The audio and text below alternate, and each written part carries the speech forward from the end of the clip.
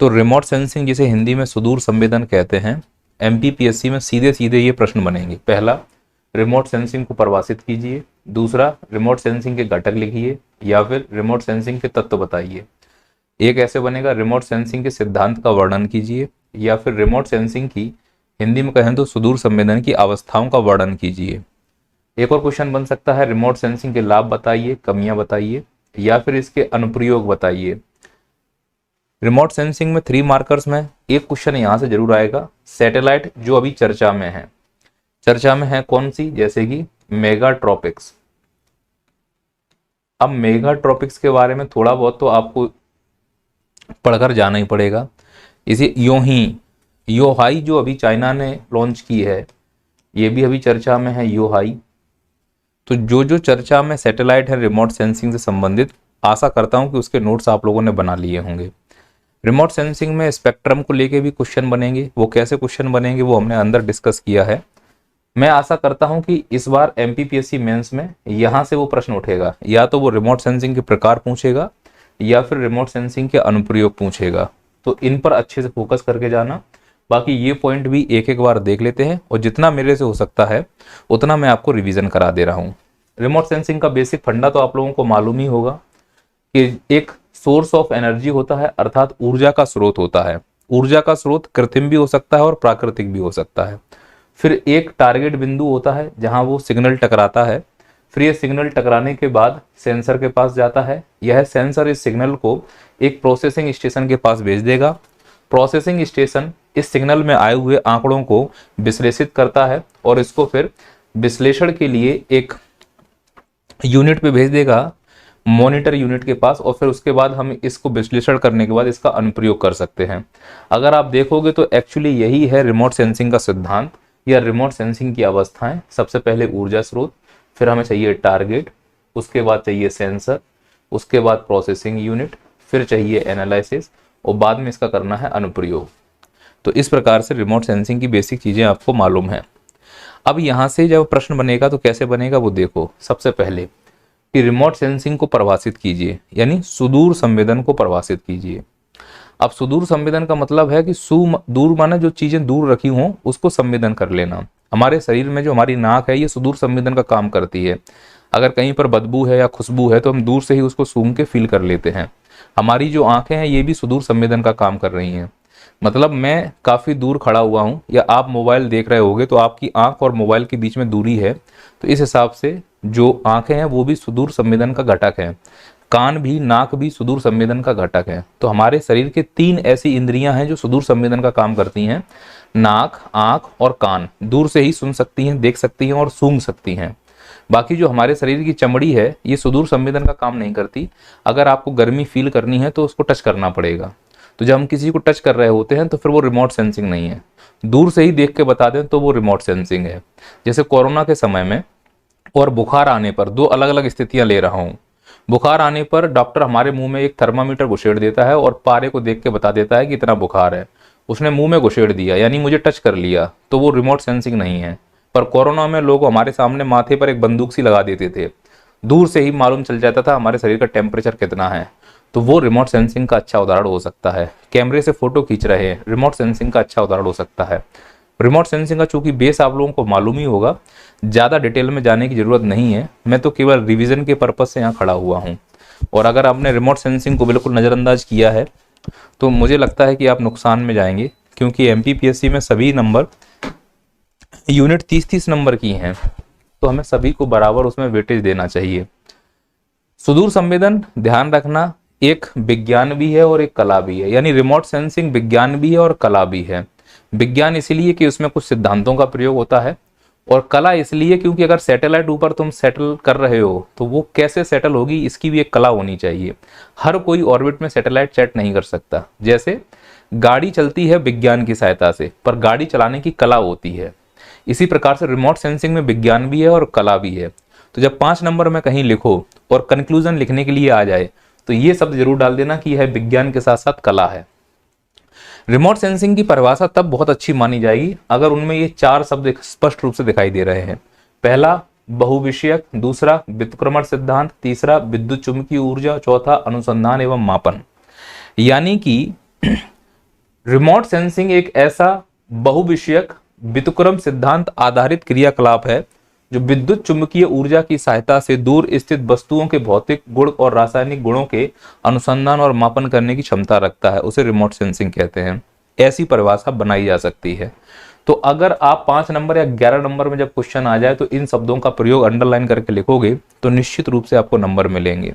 Sir हमारे दिमाग में इतना गहरा नहीं जाएगा, तो साधारण सी भाषा लिख के चले आओ, पर किसी एक स्कॉलर्स का नाम इंडिकेट कर दो। जैसे क्वेश्चन मैंने यहाँ पे लिखा है कि सुदूर संवेदन क्या है, इंग्लिश में कहूँ तो रिमोट सेंसिंग क्या है, तो मैं अपने हिसाब से नहीं बताऊंगा, फिर मैं डब्ल्यू कीफर के हिसाब से बताऊंगा कि रिमोट सेंसिंग का मतलब किसी वस्तु के सीधे संपर्क में आए बिना उस वस्तु के गुणों और आंकड़ों का संग्रहण करना ही रिमोट सेंसिंग कहलाता है। और इसका सबसे अच्छा उदाहरण है कैमरा। याद रखना, रिमोट सेंसिंग जीआईएस और जीपीएस में कोई भी परिभाषा लिख के आना, उदाहरण जरूर लिखना। उदाहरण अगर आप लिख के आओगे तो नंबर मिलने के चांसेस 100% बढ़ जाएंगे। बिना उदाहरण के इसमें कोई भी परिभाषा लिख के मत आना आप, और कोशिश करना कि किसी एक स्कॉलर्स का नाम लिख दो। नहीं हो पाता है तो आप सीधे लिख के आइए, फिर नंबर भी उसी हिसाब से आएंगे। अगला क्वेश्चन ये बन सकता है कि सुदूर संवेदन प्रक्रिया के आधारभूत अंग बताइए। क्वेश्चन समझना, मैं सुदूर संवेदन प्रक्रिया के आधारभूत अंग बोल रहा हूं, सुदूर संवेदन के नहीं। तो प्रक्रिया के आधारभूत अंग का सीधा सा मतलब है कि यह किस प्रकार से काम कर रहा है उसकी सिद्धांत बताएं, यह इसकी अवस्थाओं का वर्णन कीजिए। तो ये तीनों प्रश्न एक्चुअली एक ही हो जाएंगे अगर दूसरे डायमेंशन से इसको देखा जाए तो अगर ऐसे प्रश्न आते हैं तो वहां पर इसका सीधा उत्तर लिख के आना। एक तो विद्युत चुंबकीय ऊर्जा, दूसरा परावर्तन, तीसरा उत्सर्जन, चौथा अपवर्तन और पांचवा अवशोषण। कुल मिला के जब रिमोट सेंसिंग काम करती है तो पहले उसके लिए एक सिग्नल होना चाहिए, और वो सिग्नल विद्युत चुंबकीय तरंग का ही होता है। और विद्युत चुंबकीय तरंग की उत्पत्ति किसी एक स्रोत से होती है जिसे ऊर्जा का स्रोत माना जाता है। ऐसा मानते हैं कि दुनिया की कोई भी वस्तु जिसका तापमान -273 डिग्री सेंटीग्रेड से कम नहीं है, वो सभी वस्तुएं सिग्नल को उत्सर्जित करती हैं जो विद्युत चुंबकीय स्पेक्ट्रम के अंदर ही होगा, वो किसी ना किसी आवृत्ति का होगा ही होगा। अब सिग्नल जो अपने आप उत्पन्न हो रहा है तो वो सक्रिय माना जाएगा, उत्पन्न करना पड़ रहा है तो वो निष्क्रिय। जो अपने आप उत्पन्न हो रहा है ना, उसमें ऊर्जा के खुद के स्रोत नहीं है तो वो निष्क्रिय माना जाएगा, ऊर्जा के स्रोत हैं तो वो सक्रिय माना जाएगा। यानी एक्टिव और पैसिव रिमोट सेंसिंग, ऐसा आप लोगों ने सुना होगा। अब जब भी कोई ऊर्जा का स्रोत किसी वस्तु से जाके टकराने वाला होता है तो जब वो जा रहा होता है तो हम इसे क्या बोलेंगे, भैया आ रहा है। टकराने के बाद लौटेगा तो परावर्तन हो गया, कुछ रुक जाएगा तो अवशोषण हो गया, निकलेगा तो उत्सर्जन हो गया। तो इस प्रकार से रिमोट सेंसिंग की प्रक्रिया में जो आधारभूत अंग हैं वो ये अंग हैं। हमें इन्हीं के बारे में थोड़ा थोड़ा वर्णन करना है। आप लोगों ने पढ़ा होगा, आसानी से इसको हैंडल कर पाओगे। आगे चलते हैं। अगला क्वेश्चन है कि रिमोट सेंसिंग के घटक लिखिए।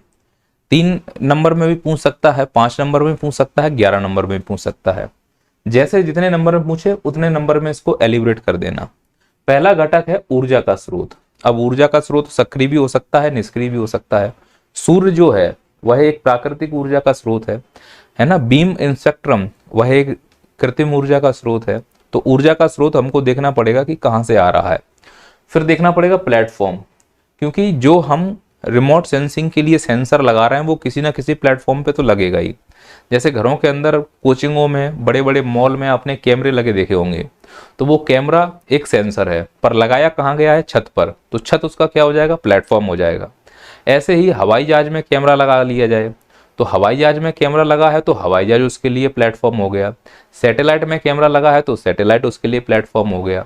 तो 3 प्रकार के प्लेटफॉर्म हो सकते हैं। ग्राउंड वाला प्लेटफॉर्म हो जाएगा, एरियल प्लेटफॉर्म हो जाएगा, सैटेलाइट वाला प्लेटफॉर्म हो जाएगा। तो अगर ग्राउंड वाला प्लेटफॉर्म है तो उसे बोलेंगे ग्राउंड रिमोट सेंसिंग। जहाज में लगा है तो उसे बोलेंगे एरियल रिमोट सेंसिंग।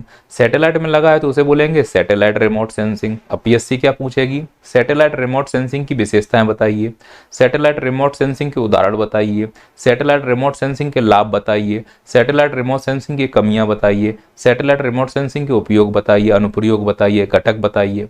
अब सैटेलाइट रिमोट सेंसिंग जब घटक पूछा जाएगा तो उस सैटेलाइट में जो जो तत्व घुसे हुए हैं, उस सैटेलाइट में जो जो उपकरण लगे हुए हैं, वो सभी उपकरण और प्रक्रियाएं उसके घटक मान लिए जाएंगे।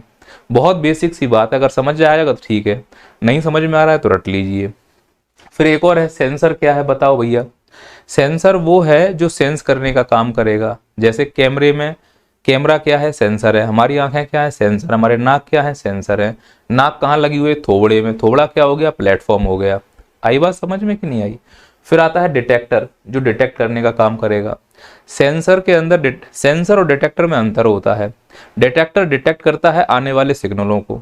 सिग्नल की अलग अलग आवृत्ति होती है, तो जो डिटेक्टर होता है उसको एक विशेष प्रकार के दिशा निर्देश दिए जाते हैं कि अगर इस प्रकार का सिग्नल आएगा तो ही तुम्हें पकड़ना है, इससे छोटा या बड़ा सिग्नल आए तो उसको छोड़ देना है। जैसे आप लोगों ने देखा हो फलों की छटनी होती है, तो फलों की छटनी के लिए एक विशेष प्रकार का मशीन होता है। तो अगर उतने आकार का फल आ जाएगा तो वो फल अंदर आएगा, छोटा आएगा तो फल बाहर कर दिया जाएगा। आप लोगों ने मम्मी का सूप देखा होगा, पता नहीं आप लोग समझ रहे हो सूप का मतलब? सूप का मतलब है छलनी देखी होगी घर में आटा छानने के लिए। तो छलनी क्या है? डिटेक्टर ही तो है कि छोटे छोटे जो कण हैं वो नीचे चले जाएंगे, जो मोटे मोटे कण हैं वो ऊपर आ जाएंगे। तो इसी प्रकार से सिग्नल आते हैं, तो सभी सिग्नलों को एक्सेप्ट नहीं करना है सेंसर के द्वारा। जो डिटेक्टर बताएगा सेंसर वही इकट्ठा करेगा और उसी को प्रदर्शित करेगा। तो डिटेक्टर का काम होता है छटनी करना। जिसके पास टिकट है वो अंदर जाएगा, जिसके पास टिकट नहीं है वो बाहर आएगा। टॉकीज के अंदर जो बड़ा सा कैमरा लगा होता है जिसपे सीन दिखाई जाता है वो सेंसर है, वो जो टिकट चेक कर रहा है वो डिटेक्टर है। क्लियर होगी बात? फिर आता है रिसीवर। रिसीवर वो होता है कि जब डिटेक्टर ने सेंसर को डिटेक्ट कर लिया, सिग्नल को डिटेक्ट कर लिया, तब वो सेंसर के अंदर गया और उसमें जो रिकॉर्डर है वो रिसीवर का काम करेगा। उस सिग्नल में जो भी आंकड़े आ रहे हैं, जो भी डेटा आ रहा है, वो जिस उपकरण के द्वारा अपने अंदर अवशोषित कर लिया जाता है, उसको व्यवस्थित करने का प्रयास किया जाता है, उसे रिसीवर कहते हैं। और जब उसको व्यवस्थित कर लेगा, विश्लेषित कर लेगा, प्रोसेस कर लेगा, फिर उसको सिस्टम में लगाकर आप जहां भी उसको देखने का प्रयास करेंगे उसको मॉनिटर कहा जाता है। तो इस प्रकार से ये हमारे रिमोट सेंसिंग के घटक हो गए। अब किसी भी प्रकार की रिमोट सेंसिंग ले लो, चाहे सैटेलाइट ले लो, ग्राउंड ले लो, एरियल ले लो, घटक लगभग सबके सेम ही होंगे। एक दो एक्स्ट्रा घटक चाहो तो लगा सकते हो। एमपीपीएससी में अगर घटक पूछेगा 5 नंबर 11 नंबर में, इस हिसाब से अपने आप को एडजस्ट कर लेना वहां पे। अगला है एमपीपीएससी में रिमोट सेंसिंग से संबंधित कुछ उपकरण पूछे जा सकते हैं। जैसे रेडियोमीटर, क्या लिखोगे रेडियोमीटर में? तो आप बोलो एक ऐसा उपकरण जो इस विद्युत चुम्बकीय स्पेक्ट्रम के विद्युत चुम्बकीय ऊर्जा को मापने का काम करता है, उसे रेडियोमीटर कहा जाता है। फिर आता है ऑडियोमीटर। यह रिमोट सेंसिंग का ऐसा उपकरण है जिसमें ध्वनि की तीव्रता के मापन का काम किया जाता है। फिर आता है मैग्नेटोमीटर, ऐसा उपकरण जो पृथ्वी पर चुंबकीय क्षेत्र में होने वाले परिवर्तन की जांच करने में क्षमता रखता हो। फिर आता है ग्रेवोमीटर, यह पृथ्वी के गुरुत्वाकर्षण में होने वाले परिवर्तन की जांच करता है।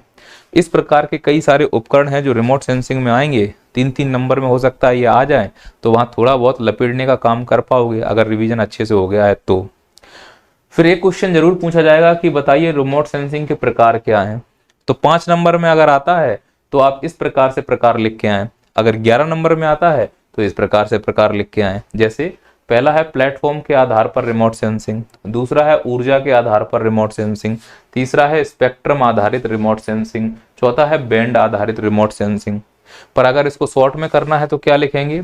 क्रियाशीलता के आधार पर रिमोट सेंसिंग या फिर तरंग दैर्ध्य के आधार पर रिमोट सेंसिंग। अब क्रियाशीलता के आधार पर 2 प्रकार की रिमोट सेंसिंग होगी, एक सक्रिय रिमोट सेंसिंग और एक निष्क्रिय रिमोट सेंसिंग। सक्रिय रिमोट सेंसिंग वो होती हैं जिनके अंदर स्वयं की ऊर्जा होती है, यानी वो खुद ही सिग्नल को उत्पन्न करने की क्षमता रखती हैं, उन्हें सक्रिय रिमोट सेंसिंग कहा जाता है। और इसका सबसे अच्छा उदाहरण होता है रडार, लिडार, सोनार। ठीक इसी प्रकार से निष्क्रिय रिमोट सेंसिंग वो रिमोट सेंसिंग होती हैं जिनके अंदर खुद की कोई ऊर्जा नहीं होती है। उदाहरण के लिए रेडियोमीटर्स, इन्हें दूसरों से ऊर्जा पर आश्रित रहना पड़ता है, खुद से सिग्नल को उत्पन्न नहीं कर पाते हैं। तो ये हो गया एक रिमोट सेंसिंग का प्रकार। फिर होती है तरंग दैर्ध्य के आधार पर, तो इसमें 3 प्रकार की रिमोट सेंसिंग होंगी, ऑप्टिकल सुदूर संवेदन, थर्मल सुदूर संवेदन, माइक्रोवेव सुदूर संवेदन। ऑप्टिकल सुदूर संवेदन के अंतर्गत ऐसे सिग्नलों को लिया जाता है जो विजुअल स्पेक्ट्रम के अंतर्गत आते हैं। थर्मल के अंदर ऐसे सिग्नलों को लिया जाता है जो विद्युत चुम्बकीय स्पेक्ट्रम में इंफ्रारेड के अंतर्गत आते हैं। और माइक्रोवेव में ऐसे सिग्नलों को लिया जाता है जो इंफ्रारेड से नीचे हों, जैसे कि रेडियो वेव और माइक्रोवेव। तो अलग अलग सिग्नल के आधार पर, अलग अलग तरंग दैर्ध्य के आधार पर रिमोट सेंसिंग अलग अलग प्रकार की हो सकती है। थोड़ा और डिस्क्रिप्शन करेंगे तो प्लेटफॉर्म के आधार पर रिमोट सेंसिंग, यानी अगर सेंसर ग्राउंड लेवल पर लगे हुए हों, जैसे बसों के अंदर आपने देखे हों कैमरे लगे रहते हैं, जैसे खंभों के ऊपर कैमरे लगे रहते हैं, जब आप रेड लाइट पर खड़े होते हो कि अगर आप क्रॉस करोगे तो चालान कट जाएगा, तो जो कैमरे खंभे के ऊपर लगे हैं सिग्नल के पास, वो कैसी रिमोट सेंसिंग हो जाएगी, ग्राउंड लेवल पर, क्योंकि वो कैमरे दूर से आपको पकड़ पा रहे हैं पर वो ग्राउंड पे लगे हुए हैं। कुछ कैमरे ऐसे हैं जो हेलीकॉप्टर और हवाई जहाज में, कुछ गुब्बारों में लगा दिए जाते हैं, तो उनको क्या कहा जाता है, उनको कहते हैं बायोविक रिमोट सेंसिंग या एरियल रिमोट सेंसिंग। आप केरल के पास एक जगह है थुम्बा, वहां से कुछ रॉकेटें उड़ाई जाती हैं जिन्हें बोलते हैं साउंडिंग रॉकेट। वो रॉकेट के अंतर्गत विभिन्न प्रकार के रिमोट सेंसिंग उपकरण लगाए जाते हैं और उनका एक ही काम होता है मौसम की जानकारी इकट्ठा करना। थुम्बा से उड़ने वाली जो रॉकेट है वो अंतरिक्ष में सैटेलाइट लेके जाने का काम नहीं कर रही है, वो रॉकेट ऊपर उड़ती है, अंतरिक्ष में जाकर सभी चीज़ों का जो उपकरण लगाए गए उनका अनुमान लगाती है और वहीं ब्लास्ट हो जाती है। इसे साउंडिंग रॉकेट कहा जाता है। ऐसी बैलिस्टिक रॉकेट होती है, सैटेलाइट लॉन्चिंग रॉकेट होती हैं, अलग अलग प्रकार की रॉकेटें होती हैं। जो बैलिस्टिक रॉकेट हैं भारत में, वो उड़ीसा के चांदीपुर में परीक्षण किया जाता है, जैसे त्रिशूल, अग्नि, आकाश, ब्रह्मोस। और जो साउंडिंग रॉकेट है वो केरल के थुम्बा से उड़ती है, और जो सैटेलाइट लॉन्चिंग रॉकेट हैं वो सतीश धवन, जो श्रीहरिकोटा के पास द्वीप बना हुआ है आंध्र प्रदेश में, पुलिकट झील के पास, वहां से लॉन्च की जाती हैं।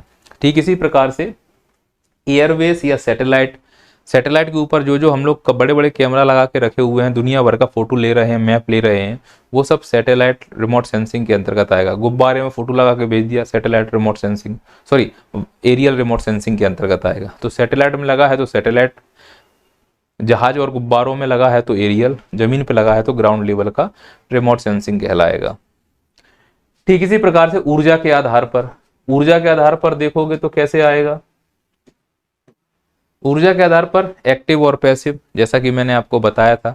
देखिए एक्टिव पैसिव में आपको कुछ नहीं करना है। पैसिव में रेडियोमीटर के बारे में थोड़ा सा पढ़ के चले जाइए। एक्टिव में आप लिडार क्या होता है, इसकी विशेषताएं क्या होंगी, सोनार क्या होता है, इसकी विशेषताएं क्या होती हैं, और रडार क्या होता है, इसकी विशेषताएं क्या होती हैं, ये जरूर पढ़ के जाइएगा। 3-3 नंबर या 5-5 नंबर में क्वेश्चन जरूर मिलेगा आपको।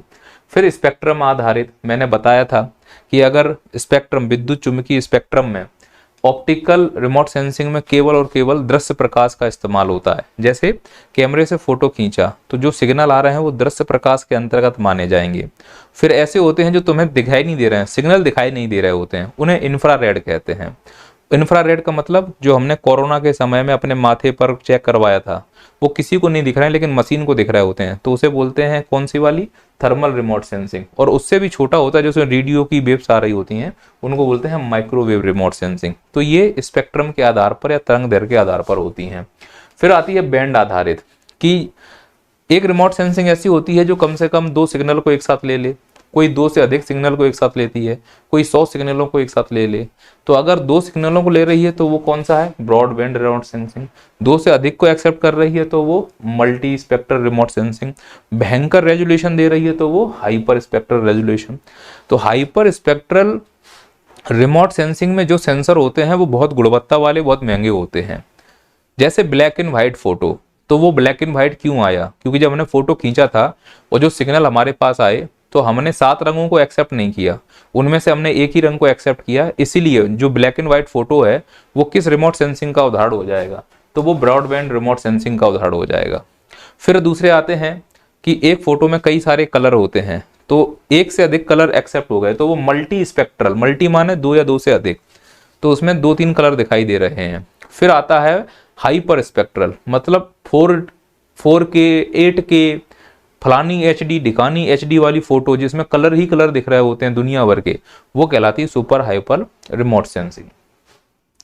अगला क्वेश्चन बनेगा सुदूर संवेदन के अनुप्रयोग बताओ। यहां से तो प्रश्न आना स्वाभाविक है, मैं पहले ही घोषणा कर चुका हूं, भविष्यवाणी कर चुका हूं। तो आप इसको इस प्रकार से लिख के आइए, अनुप्रयोग के क्षेत्र यहाँ पे लिख देना, बीच में उसके क्या क्या अनुप्रयोग होंगे और उस अनुप्रयोग के लिए हम कौन से उपकरण का प्रयोग कर रहे हैं। यानी कि रिमोट सेंसिंग में जिस भी क्षेत्र में हम अनुप्रयोग करने जा रहे हैं तो उसका उदाहरण भी देना पड़ेगा। जैसे कृषि, अब कृषि में क्या करते हैं रिमोट सेंसिंग, यानी रिमोट सेंसिंग की सहायता से कृषि में क्या अनुप्रयोग कर सकते हैं। तो पहला तो है मृदा की प्रोफाइल को हम अच्छा कर सकते हैं, है ना, खेतों में लगने वाली बीमारियों के बारे में जानकारी ले सकते हैं। दूर से ही तो सब जानकारी लेनी है, ठीक है, इसके लिए किस सैटेलाइट का प्रयोग कर सकते हैं, नोवा का प्रयोग कर सकते हैं उदाहरण के लिए।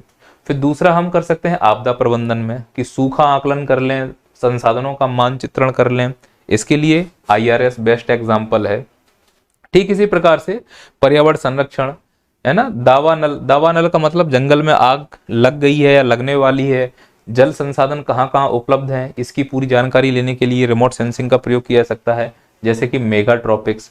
ठीक इसी प्रकार से आधारभूत संरचना के लिए भी किया सकता है कि नगरीय नियोजन कैसे हो, निर्माण कार्य कैसे किया जाए, इसके लिए इंसार का प्रयोग किया जा सकता है। मानचित्रण के लिए हमने अलग से बनाया उच्चावची दशाओं को दिखाने के लिए, तो ये है हमारे सुदूर संवेदन में प्रयोग।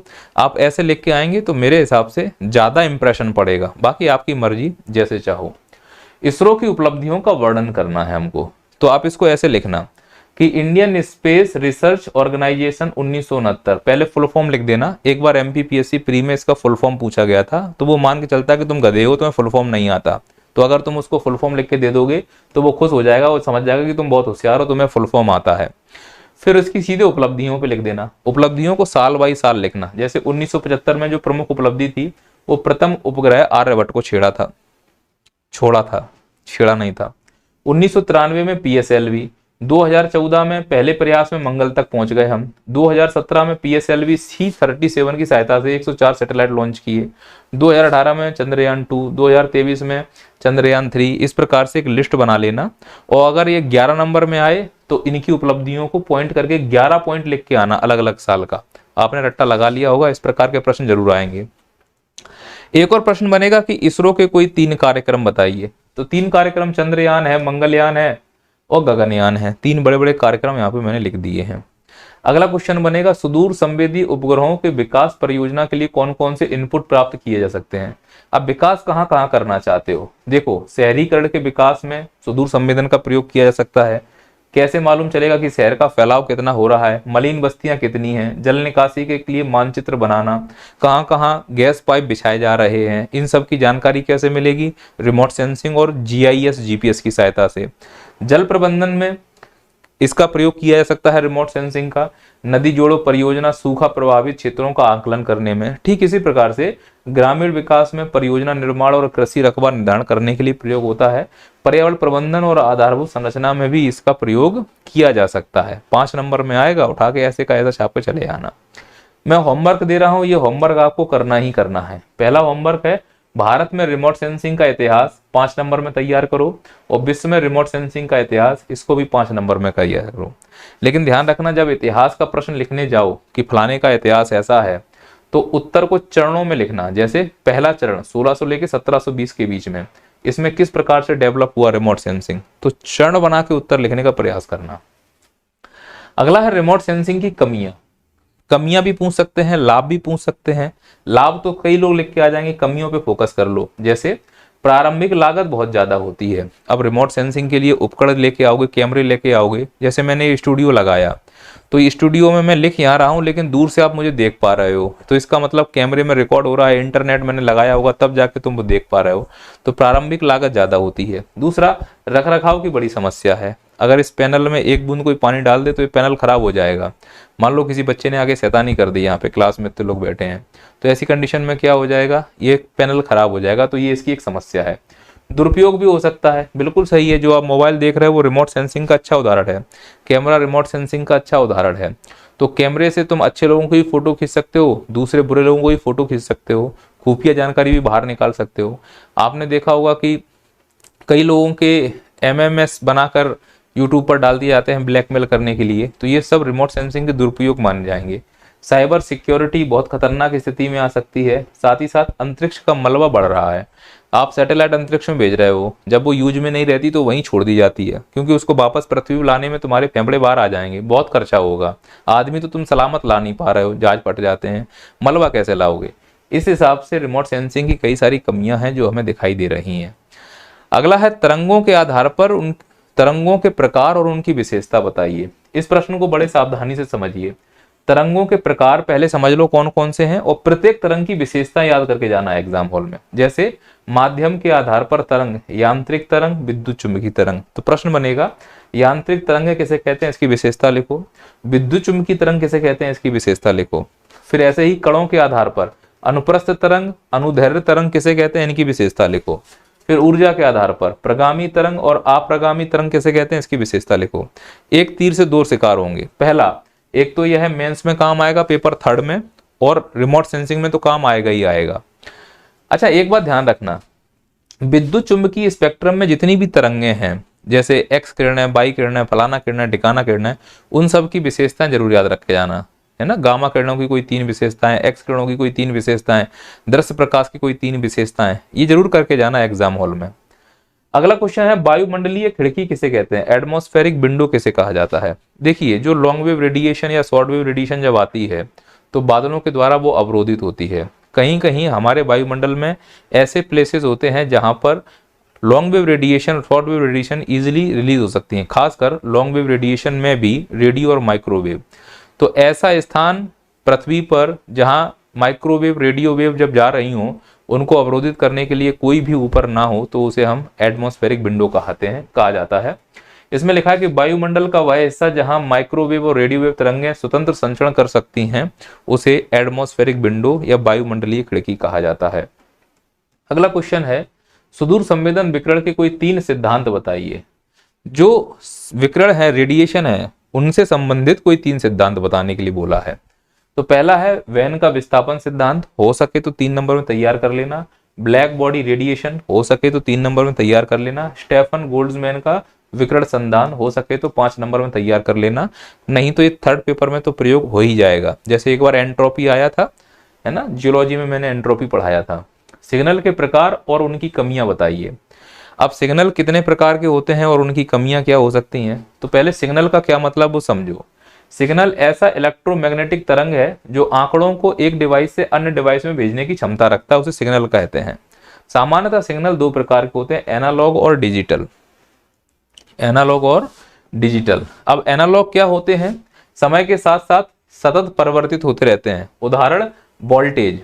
कमियां क्या है, शोर करते हैं, डिस्टरबेंस होता है आंकड़ों में, गुणवत्ता कम होती है। ऐसे डिजिटल सिग्नल क्या होते हैं, ये बाइनरी फॉर्म में प्रयोग किए जाते हैं और ट्रांसफर भी किए जाते हैं। इनकी कमियां ये हैं कि इनके लिए चौड़ा बैंड लगता है, दूसरा प्रोसेस बहुत जटिल है, तीसरा डिफाइन नहीं है यह एनालॉग की तरह। तो इनकी 3 कमियां हैं, तो 3 कमियां अपने दिमाग में रिवाइज कर लो, काम हो जाएगा। होमवर्क दे रहा हूं आपको, अंतर तैयार करने हैं 5-5। पहला, एनालॉग और डिजिटल सिग्नल में क्या अंतर है, 5 अंतर तैयार करो। दूसरा, एक्यूस्टिक और पार्टिकुलेटेड सिग्नल किसे कहते हैं, इन दोनों के 3-3 अंतर तैयार करो। फिर अगला क्वेश्चन तुमसे क्या पूछ सकता है, वो विद्युत चुंबकीय स्पेक्ट्रम की विशेषताएं बताइए। तो विद्युत चुंबकीय स्पेक्ट्रम में कौन आता है, गामा, एक्सरे, यूवी, दृश्य, अवरक्त, micro, radio wave.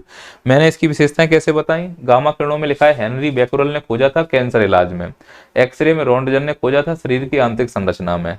UV rays, ultraviolet rays, Ritter ने खोजा था वाटर प्यूरिफायर में। दृश्य प्रकाश न्यूटन ने खोजा था फोटोग्राफी में, मतलब प्रिज्म द्वारा खोजा था उन्होंने। अवरक्त किरणें विलियम हर्शेल ने रिमोट सेंसिंग में प्रयोग किया जाता है। तो कुल मिलाकर जो विद्युत चुंबकीय स्पेक्ट्रम के जितने भी किरणें हैं उसमें अवरक्त किरणें प्रमुख रूप से रिमोट सेंसिंग के लिए प्रयोग होती हैं। हालांकि दृश्य प्रकाश भी होती हैं और माइक्रोवेव वाली भी होती हैं। अब अवरक्त किरणें जो है वही रिमोट सेंसिंग का जो मीडियम बैंड है उसमें काम होती हैं। माइक्रोवेव हेनरिक हर्ट्ज ने खाना पकाने में, रेडियो वेव मार्कोनी ने FM AM रेडियो में प्रयोग किया जाता है। होमवर्क याद रखना, गैलेक्टिक किरणें किसे कहते हैं। अगर ढूंढने में दिक्कत हो मैं बता दूं, जो कॉस्मिक किरणें हैं उनको ही गैलेक्टिक किरणें कहा जाता है। 3 नंबर और 5 नंबर में तैयार कर लो। दूसरा, अम्ब्रेला इफेक्ट किसे कहते हैं। आप ऐसे समझो जैसे कंबल इफेक्ट नहीं होता है, मैंने आपको एटमॉस्फेरिक विंडो बताया है। ऊपर जो बादल है उस बादल के इम्पैक्ट से अगर रेडिएशन या सिग्नल डिस्टर्ब हो जाए तो उसे अम्ब्रेला इफेक्ट कहते हैं। कुल मिला के बादलों के अवरोध से संबंधित है। 5 नंबर में तैयार करो और प्रकाश तरंग के गुण लिखिए। आप ये मानिए कि ये 3 नंबर में आपको मिल सकता है, ऐसा मुझे लगता है। और होमवर्क करना है, इमेज, पिक्चर और फोटो में क्या अंतर है, इन पर काम कर लीजिए। अगला क्वेश्चन बनेगा, सैटेलाइट रिमोट सेंसिंग के उदाहरण दीजिए। जैसे मैंने अलग अलग प्रकार के सैटेलाइट लिख दिए हैं। अब सैटेलाइट रिमोट सेंसिंग में पहला है मौसम संबंधित सैटेलाइट रिमोट सेंसिंग। इसमें टाइरोस और ATS ये अंतरराष्ट्रीय स्तर पर काम करने वाली सैटेलाइट्स हैं। भारत में आएंगे तो मेटसेट, मेगाट्रॉपिक्स, इस बार मेगाट्रॉपिक्स चर्चा में है, 3 नंबर में आएगी। संचार संबंधित इनसेट 1893, जीसैट 2017। भू सर्वेक्षण संबंधित कार्टोसैट, रिसोर्स सेट इत्यादि। प्रायोगिक सैटेलाइट यूथ सेट, एप्पल इत्यादि, अकादमिक सैटेलाइट, स्वायान, जुगनू इत्यादि। अब जितनी भी मैंने सैटेलाइट बोली हैं, जैसे जुगनू हो गई, स्वायान हो गई, यूथ सेट हो गई, रिसोर्स सेट हो गई, मेगाट्रॉपिक्स हो गई, 3-3 नंबर में कंप्लीट कर लो, हो सकता है 3 मार्कर्स में आ जाए। ऐसे क्वेश्चन पूछा जा सकता है कि भू सर्वेक्षण से संबंधित सक्रिय रिमोट सेंसिंग को उदाहरण दीजिए, तो लिख देना ERS, एनवी सेट, सेंसिनेल, है ना, रडार सेट, रीसेट, एलोस। जापान का एलोस अभी चर्चा में है, इसीलिए इसको 3 मार्कर के रूप में कंप्लीट रखना। ये भी पूछा जा सकता है कि भू सर्वेक्षण से संबंधित निष्क्रिय रिमोट सेंसिंग के उदाहरण दीजिए, तो land set, spot, IRS, Cartosat, Modi's 3 number में कंप्लीट रखना, मोडीज को, सीरियल्स और मोपिल। तो ये कैसी हैं, निष्क्रिय रिमोट सेंसिंग के उदाहरण हैं। होमवर्क याद रखना है, ऑप्टिकल और इंफ्रारेड रिमोट सेंसिंग की विशेषताएं लिखो, माइक्रोवेव रिमोट सेंसिंग पर टिप्पणी करो, स्पेक्ट्रल प्रतिबिंब हस्ताक्षर पर टिप्पणी करो। ये आपके होमवर्क हो गए। साथ ही साथ आपको ये 3 मार्कर्स कंप्लीट करने हैं, मेगाट्रॉपिक्स, यूनिक्रॉन, हेडास, यूवियन और लिंगोसेट। लिंगोसेट को 3 नंबर में कंप्लीट करना। जापान के द्वारा एक ऐसा सैटेलाइट जो वुड बेस है, लकड़ी का बेस बनाकर सैटेलाइट को बनाया जाएगा, जिससे अंतरिक्ष में होने वाले कचड़ों को कम किया जा सके, स्वतः डिस्पोजल हो जाएगा ये। तो लिंगोसेट हो सकता है इस बार 3 नंबर में हमको मिल जाए।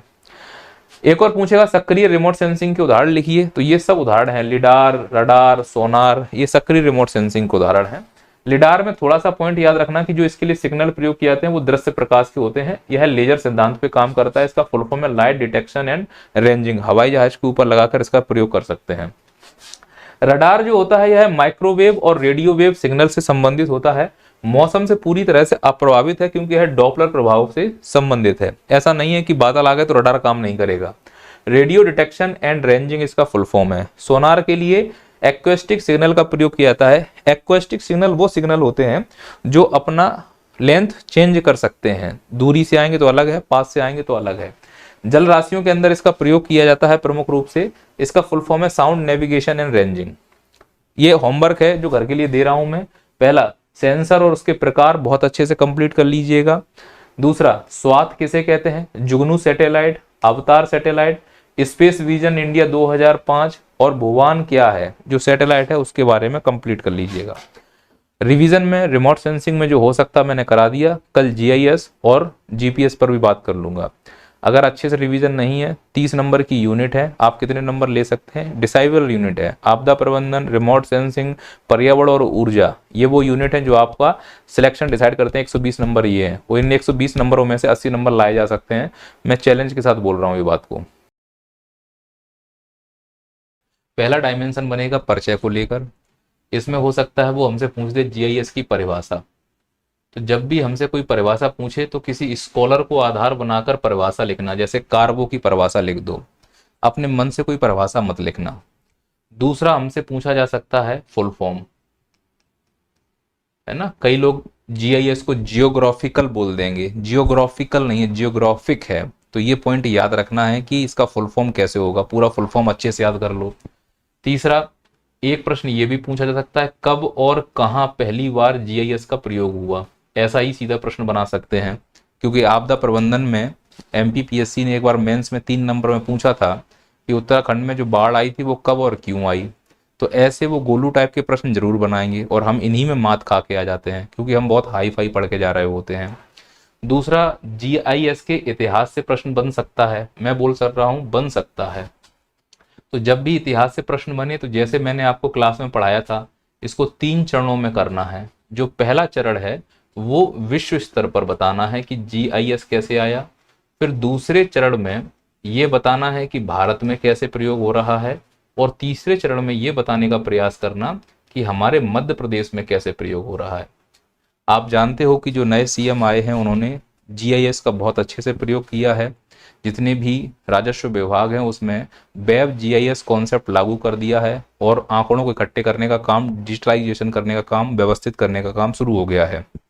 तो निश्चित तौर पर अगर अभी तक पेपर नहीं बना होगा मेंस का, तो ऐसा प्रश्न आपको देखने को मिलेगा कि वेब GIS किसे कहते हैं। फिर घटक को लेके प्रश्न बन सकता है, जैसे रिमोट सेंसिंग में बना था। कुल मिला के जो GIS है उसके कितने अंग होते हैं, तो वो घटक पूछ दे, अंग पूछ दे, तत्व पूछ दे, कंपोनेंट पूछ दे, सबका जवाब एक ही होगा। उसका सीधा सा उत्तर है घटक, हार्डवेयर, सॉफ्टवेयर, संचार, लोग और प्रक्रिया। खत्म। प्रकार पूछे जा सकते हैं। प्रकार में 2 डायमेंशन बनेंगे। पहला तो बन सकता है इमेज को लेकर और दूसरा बन सकता है डेटा को लेकर, आंकड़ों को लेकर। ये भी पूछ सकते हैं कि जीआईएस के आंकड़े जो होते हैं वो कितने प्रकार के होते हैं, ऐसा प्रश्न बनना स्वाभाविक सा है। और जीआईएस के अनुप्रयोग लिखिए। ये तो सेम वैसे ही हो जाएगा जैसे रिमोट सेंसिंग में था। ग्रामीण के विकास में अनुप्रयोग हो सकता है, शहरी विकास में हो सकता है, आपदा प्रबंधन में हो सकता है, पर्यावरण संरक्षण में हो सकता है। जितने भी डायमेंशन तुमको याद आए सभी में लंबी लंबी फेंक के चले आना उदाहरण के साथ। क्लियर है ये बात? आशा करता हूं आपको मेरी बात समझ में आई होगी। अब थोड़ा सा मैं बेस बना दूं जिससे हेल्प मिल पाए। हमने कल पढ़ा था रिमोट सेंसिंग, तो मैं कंफ्यूजन ना हो इसलिए ये थोड़ी सी बात बता दूं। और एक शब्द है जीआईएस। तो सर इन दोनों में बेसिक अंतर क्या है? बेसिक अंतर समझना, रिमोट सेंसिंग का काम होता है एकत्रित करना, यानी कि इकट्ठा करना। ये भाई इकट्ठा करने पर यकीन रखता है। और किसको इकट्ठा करता है? ये आंकड़ों को। आंकड़ों को इकट्ठा करने का यानी आंकड़ों को एकत्रित करने की जो विधि है वो रिमोट सेंसिंग है। बस सेंसिंग का मतलब होता है, रिमोट का मतलब दूर से सेंस कर लेना। मतलब एक ऐसी विधि जो आंकड़े तो इकट्ठी करती हो पर उसके लिए किसी के पास जाने की जरूरत नहीं है, दूर से ही आंकड़े इकट्ठे कर ले। फिजिकली रूप से आंकड़े इकट्ठे करने की जरूरत नहीं है। आपने सुना हो जब जनसंख्या गणना होती है, जो सरकारी टीचर होते हैं वो गांव गांव घर घर जाते हैं और सभी के घर में जाकर कुंडी खड़का के पूछते हैं कि क्या आपकी शादी हुई, क्या आपके बच्चे हैं। तो वो जनसंख्या गणना के आंकड़े इकट्ठे कर रहे हैं भौतिक रूप से जाकर। और अगर यही काम दूर से ही हो जाए, पहचान के ही हो जाए, जैसे कई राजनेता भारत में कहते हैं कि मुस्लिमों को या आतंकवादियों को उनके कपड़ों से पहचाना जा सकता है, तो दूर से ही पहचान लिया जाए तो समझ जाना कि वो रिमोट सेंसिंग है। और अगर नेता ऐसा कोई कहता है कि किसी के पहनावे उड़ावे से मालूम चल सकता है कि कौन आतंकवादी है, तो समझ जाना वो मानसिक रूप से बीमार है। आप मेरी बात समझ पाए रिमोट सेंसिंग का क्या मतलब है? दूर से पहचान लेना। तो कुल मिलाकर रिमोट सेंसिंग आंकड़ों को इकट्ठा करने का काम करता है। इकट्ठा करता है, व्यवस्थित नहीं। और जब इन आंकड़ों को व्यवस्थित किया जाए, इस प्रकार से व्यवस्थित किया जाए कि ये आंकड़े सूचना बन जाएं, तो समझ जाना कि वो जीआईएस है। यानी आंकड़ों को सूचना में बदलने की जो विधि है, जो यंत्र है, जो प्रणाली है, वो है जीआईएस। सर और थोड़ा गांव की भाषा में समझा। आप ऐसे समझो कि एक बैग है, इस बैग में 10 किताबें हैं। मैंने तुमको जानकारी दे दी इस बैग में 10 किताबें हैं। तो जो आपको मैंने जानकारी दी एक्चुअली ये आंकड़ा है। बताओ किताबें कितनी हैं? तुमने कहा 10, पर इसमें कौन कौन सी किताबें हैं ये जानकारी नहीं है, तो ये सूचना होती। कौन सी किताब पहले है, कौन सी किताब बाद में, ये भी जानकारी नहीं है, तो ये सूचना होती। तो तुम्हारे बैग में 10 किताबें होना ये आंकड़ा है, यानी रिमोट सेंसिंग। सूचना मिल चुकी है, आंकड़े आ चुके हैं, इंफॉर्मेशन आ चुकी है, उसको व्यवस्थित कर दिया जाए कि ऊपर है एथिक्स की, फिर है ज्योग्राफी की, फिर है पॉलिटी की। तो ये जो व्यवस्थित आंकड़े कर दिए जाएं तो वो जीआईएस कहलाता है। आप मेरी बात समझ पाए? एक और उदाहरण समझो।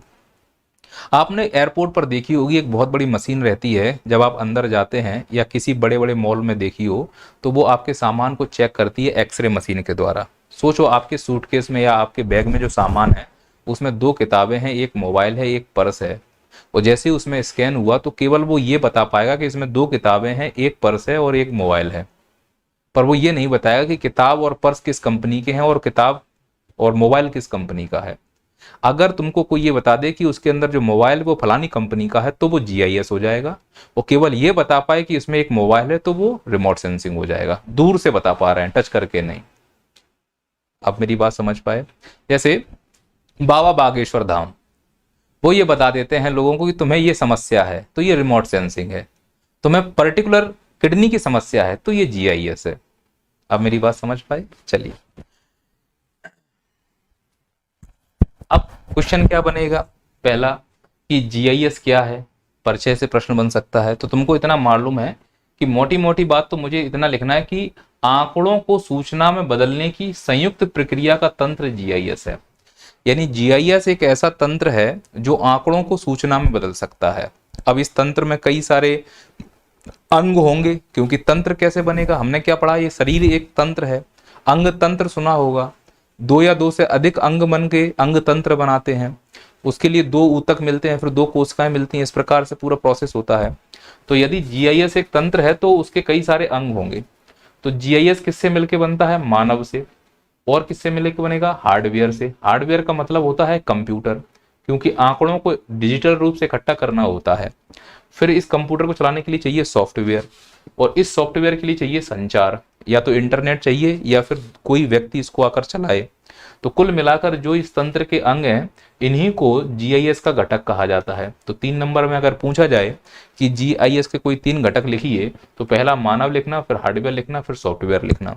क्योंकि जीआईएस सॉफ्टवेयर और हार्डवेयर की सहायता से जो भी आंकड़े देता है वो मानव के ही काम आते हैं, और अगर इस दुनिया से मानव को गायब कर दिया जाए तो फिर जीआईएस का मुख्य घटक तो गायब ही हो जाएगा। जीआईएस किसके लिए काम कर रहा है? अपने लिए तो नहीं कर रहा होगा, वो हम सब के लिए ही काम कर रहा है, ऐसे ध्यान रखना है। अब इसको परिभाषा के रूप में कैसे, परिभाषा के लिए क्या कर सकते हैं हम? 2 लोगों की परिभाषा दे सकते हैं, एक तो वारो की और एक एरोनॉफ की। भौगोलिक सूचना प्रणाली या फिर स्थानिक सूचना प्रणाली, इसका एक और नाम लिया जा सकता है। जीआईएस को हिंदी में कहते हैं भौगोलिक सूचना प्रणाली, या इसको कहा जा सकता है स्थानिक सूचना प्रणाली। स्थानिक को वैसे स्पेशियल फॉर्मेशन सिस्टम भी कहा जाता है, पर वो लगभग मिलता जुलता शब्द है। तो बर्रो के अनुसार बताइए कि जीआईएस की क्या परिभाषा है। तो यही ड्रामा उन्होंने लिखा है कि धरातल से संबंधित स्थानिक सूचनाओं के एकत्रीकरण, भंडारण, रूपांतरण और प्रस्तुतीकरण के लिए विभिन्न यंत्रों का शक्तिशाली यंत्र ही जीआईएस कहलाता है। ऐसे ही एरोनॉफ कहते हैं कि जीआईएस कंप्यूटर आधारित ऐसा तंत्र है जो भौगोलिक आंकड़ों के प्रक्रमण के लिए 4 प्रकार से सक्षम है। कैसे कैसे? पहला, आंकड़े प्राप्त करना, दूसरा, आंकड़ों का प्रबंधन करना, तीसरा, विश्लेषण करना, चौथा, प्रदायगी यानी कि प्रदान कर देना। कुछ नहीं करना है, हमको आंकड़ों को पहले प्राप्त करना है। कर लिए कहाँ से? रिमोट सेंसिंग या किसी अन्य माध्यम से। फिर उन आंकड़ों का प्रबंधन करना है, जो आंकड़े आ गए उसमें से ये वाले आंकड़े अलग, ये वाले आंकड़े अलग कर दो। फिर उनका विश्लेषण करना है कि कौन से आंकड़े सही हैं, कौन से आंकड़े गलत हैं।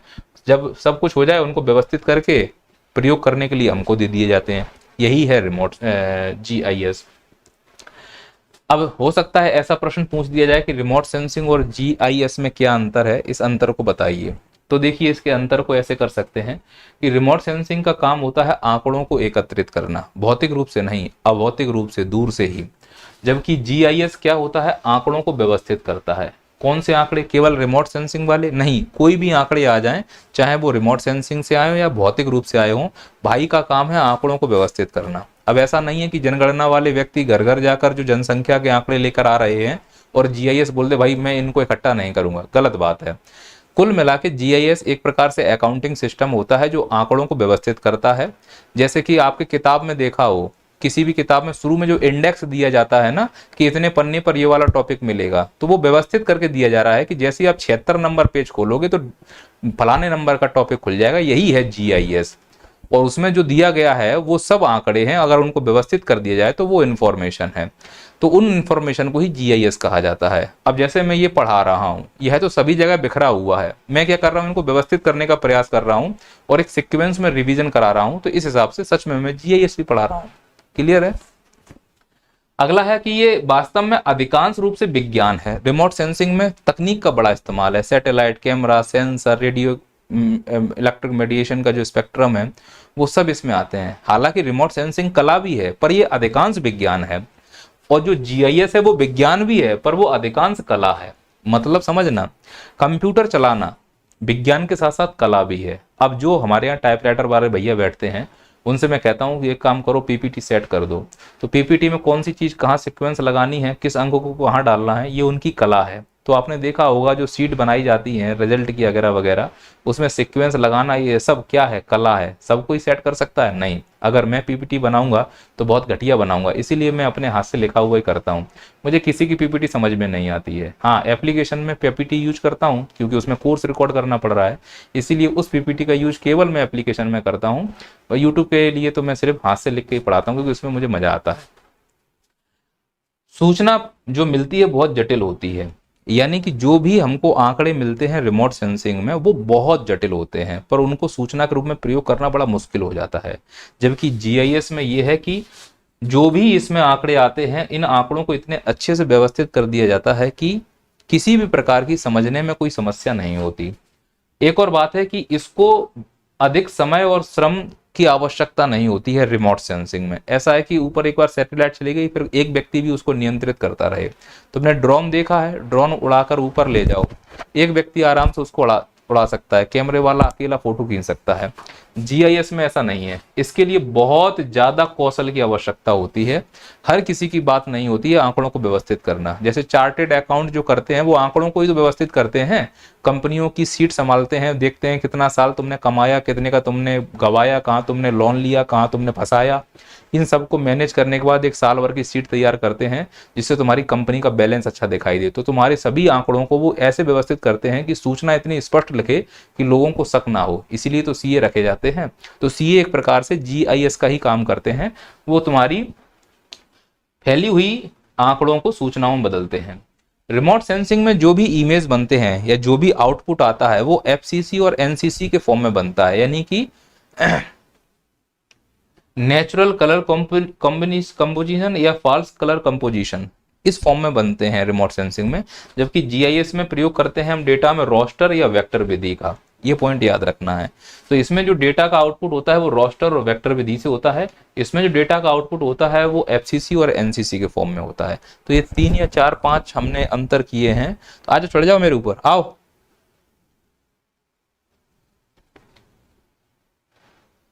ये अंतर है, ये ध्यान रखना इस चीज के लिए।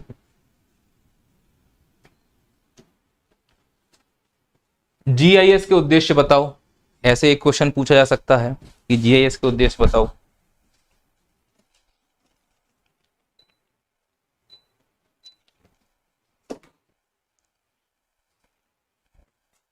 तो आप इसके 5 पॉइंट तो कम से कम याद कर लें कि जीआईएस क्यों उपयोग कर रहे हैं, इसके उपयोग के क्या उद्देश्य हैं। तो पहला है जटिल आंकड़ों का विश्लेषण करना, बिल्कुल सही बात है, जो भी आंकड़े आते हैं वो बहुत जटिल होते हैं, उनका विश्लेषण करके व्यवस्थित करना इसका उद्देश्य होता है। दूसरा, यह निर्णय क्षमता को बढ़ा सकता है, निर्णय क्षमता बढ़ जाती है क्योंकि जब आपके पास सूचनाएं बहुत व्यवस्थित होती हैं तो निर्णय लेने में, यानी दिमाग में कोई होच पोच नहीं होता है कि यार ये करें कि नहीं करें। जब चीजें एकदम स्पष्ट होती हैं तो निर्णय लेने में आसानी होती है। तो चाहता है जीआईएस कि लोगों को निर्णय लेने की क्षमता अच्छी हो जाए। कभी आप लोगों ने देखा है जो मैपिंग वाला दिखाया जाता है कि इस रोड में दाईं ओर लें, इस रोड में बाईं ओर लें, तो जो उसमें रोड दिखाई जा रही है वो रोड को व्यवस्थित किया गया होगा, वहां पे अस्पताल का चिन्ह बनाया गया होगा, वहां पर हॉस्पिटल का, वहां पे रेलवे स्टेशन का, वहां पे पुलिस स्टेशन का, कोचिंग का, सबका चिन्ह बनाया होगा, तभी तो आप फॉलो कर पाते हो नेविगेशन में, जीपीएस में। तो जीपीएस या फिर रिमोट सेंसिंग से जो आंकड़े हुए उनको व्यवस्थित करने का काम कौन कर रहा है? जीआईएस। अगर वो मैप गड़बड़ हो जाए तो तुम कंफ्यूज हो जाओगे, तो मैप तुमको कंफ्यूज नहीं होने देता क्योंकि उसमें जितनी भी चीजें व्यवस्थित की गई हैं वो सब जीआईएस का ही परिणाम है। तो जीआईएस क्या करता है? निर्णय क्षमता को बढ़ा देता है, कंफ्यूजन नहीं रखता है। एक और इसका उद्देश्य होता है आंकड़ों की समस्या का समाधान करना, कि यदि कोई आंकड़े गलत हैं, चूंकि हम व्यवस्थित चीजों को कर रहे हैं, तो या तो उन आंकड़ों को चेंज कर दिया जाएगा या फिर हटा दिया जाएगा, यानी उसकी व्यवस्था में कोई ऐसा झोल मोल नहीं होगा जिससे कंफ्यूजन हो जाए। तो कभी कभी आप देखते हो मैप में जब आप डायरेक्शन देख रहे होते हो तो पहुंचना कहीं और होता है, पहुंचा कहीं और दिए जाते हो, तो इसका मतलब है आंकड़े उसमें गलत आ गए हैं। जैसे ही जीआईएस के सिस्टम को ये मालूम चलेगा तो उन आंकड़ों को वापस से वो सही करेगा, अगर वो जानकारी गलत है तो उसको डिलीट कर देगा। सूचनाओं को संगठित करता है, तो वो कोशिश करता है कि आसपास की जितनी सूचना है, जब तुम रोड पर जा रहे हो तो मान लो जितने भी वहाँ पेट्रोल पंप मिल रहे हैं, अस्पताल मिल रहे हैं, पुलिस स्टेशन मिल रहे हैं, रेलवे स्टेशन मिल रहे हैं, वो उनको नई नई सूचनाओं को ऐड करता जाता है और एक दूसरे से लिंक करना जाता है। जैसे तुमने वहाँ पे डाला फास्ट फूड, तो तुम क्लिक करोगे तो वो फास्ट फूड की एक पूरी नियर मी लिख के आ जाएगा कि भाई साहब इस एरिया में जाओगे तो लगभग तुमको सब चीजें खाने पीने वाली मिल जाएंगी। इसलिए है सूचनाओं को समन्वय करने का भी काम कर सकता है। आंकड़ों के लिए आवश्यक संसाधन की पूर्ति भी करता है। आंकड़ों को व्यवस्थित करने में जिन जिन सामग्री की आवश्यकता होती है उनको पूर्ति करने में इसका प्रमुख योगदान है। इसीलिए जीआईएस का प्रमुख उद्देश्य होता है कि आंकड़ों को शुद्ध से शुद्ध स्थिति में प्रेजेंट किया जाए और ऐसी स्थिति लाई जाए कि बार बार आंकड़ों का पुनरावृत्ति ना हो पाए। ये इसका सबसे बड़ा उद्देश्य है।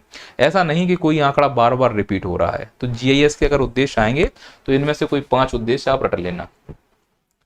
ऐसे क्वेश्चन पूछा जाएगा कि पहला जीआईएस कब और कहां बनाया गया? उत्तर रट लो, 1962 में डॉक्टर टॉमिल्सन के द्वारा department of forest and redevelopment of Canada में जो ऑन्टेरियो है वहां पर बनाया गया था, है ना। डॉगफुट के द्वारा ऑन्टेरियो कनाडा में बनाया गया था। डिपार्टमेंट है ये ना, फॉरेस्ट और रिन्यूएबल डेवलपमेंट डिपार्टमेंट के अंतर्गत आता है ये। वेक्टर और रोस्टर विधि क्या होती है? जीआईएस में आंकड़ों को इकट्ठा करने का और प्रेजेंट करने का तरीका होता है वेक्टर और रोस्टर।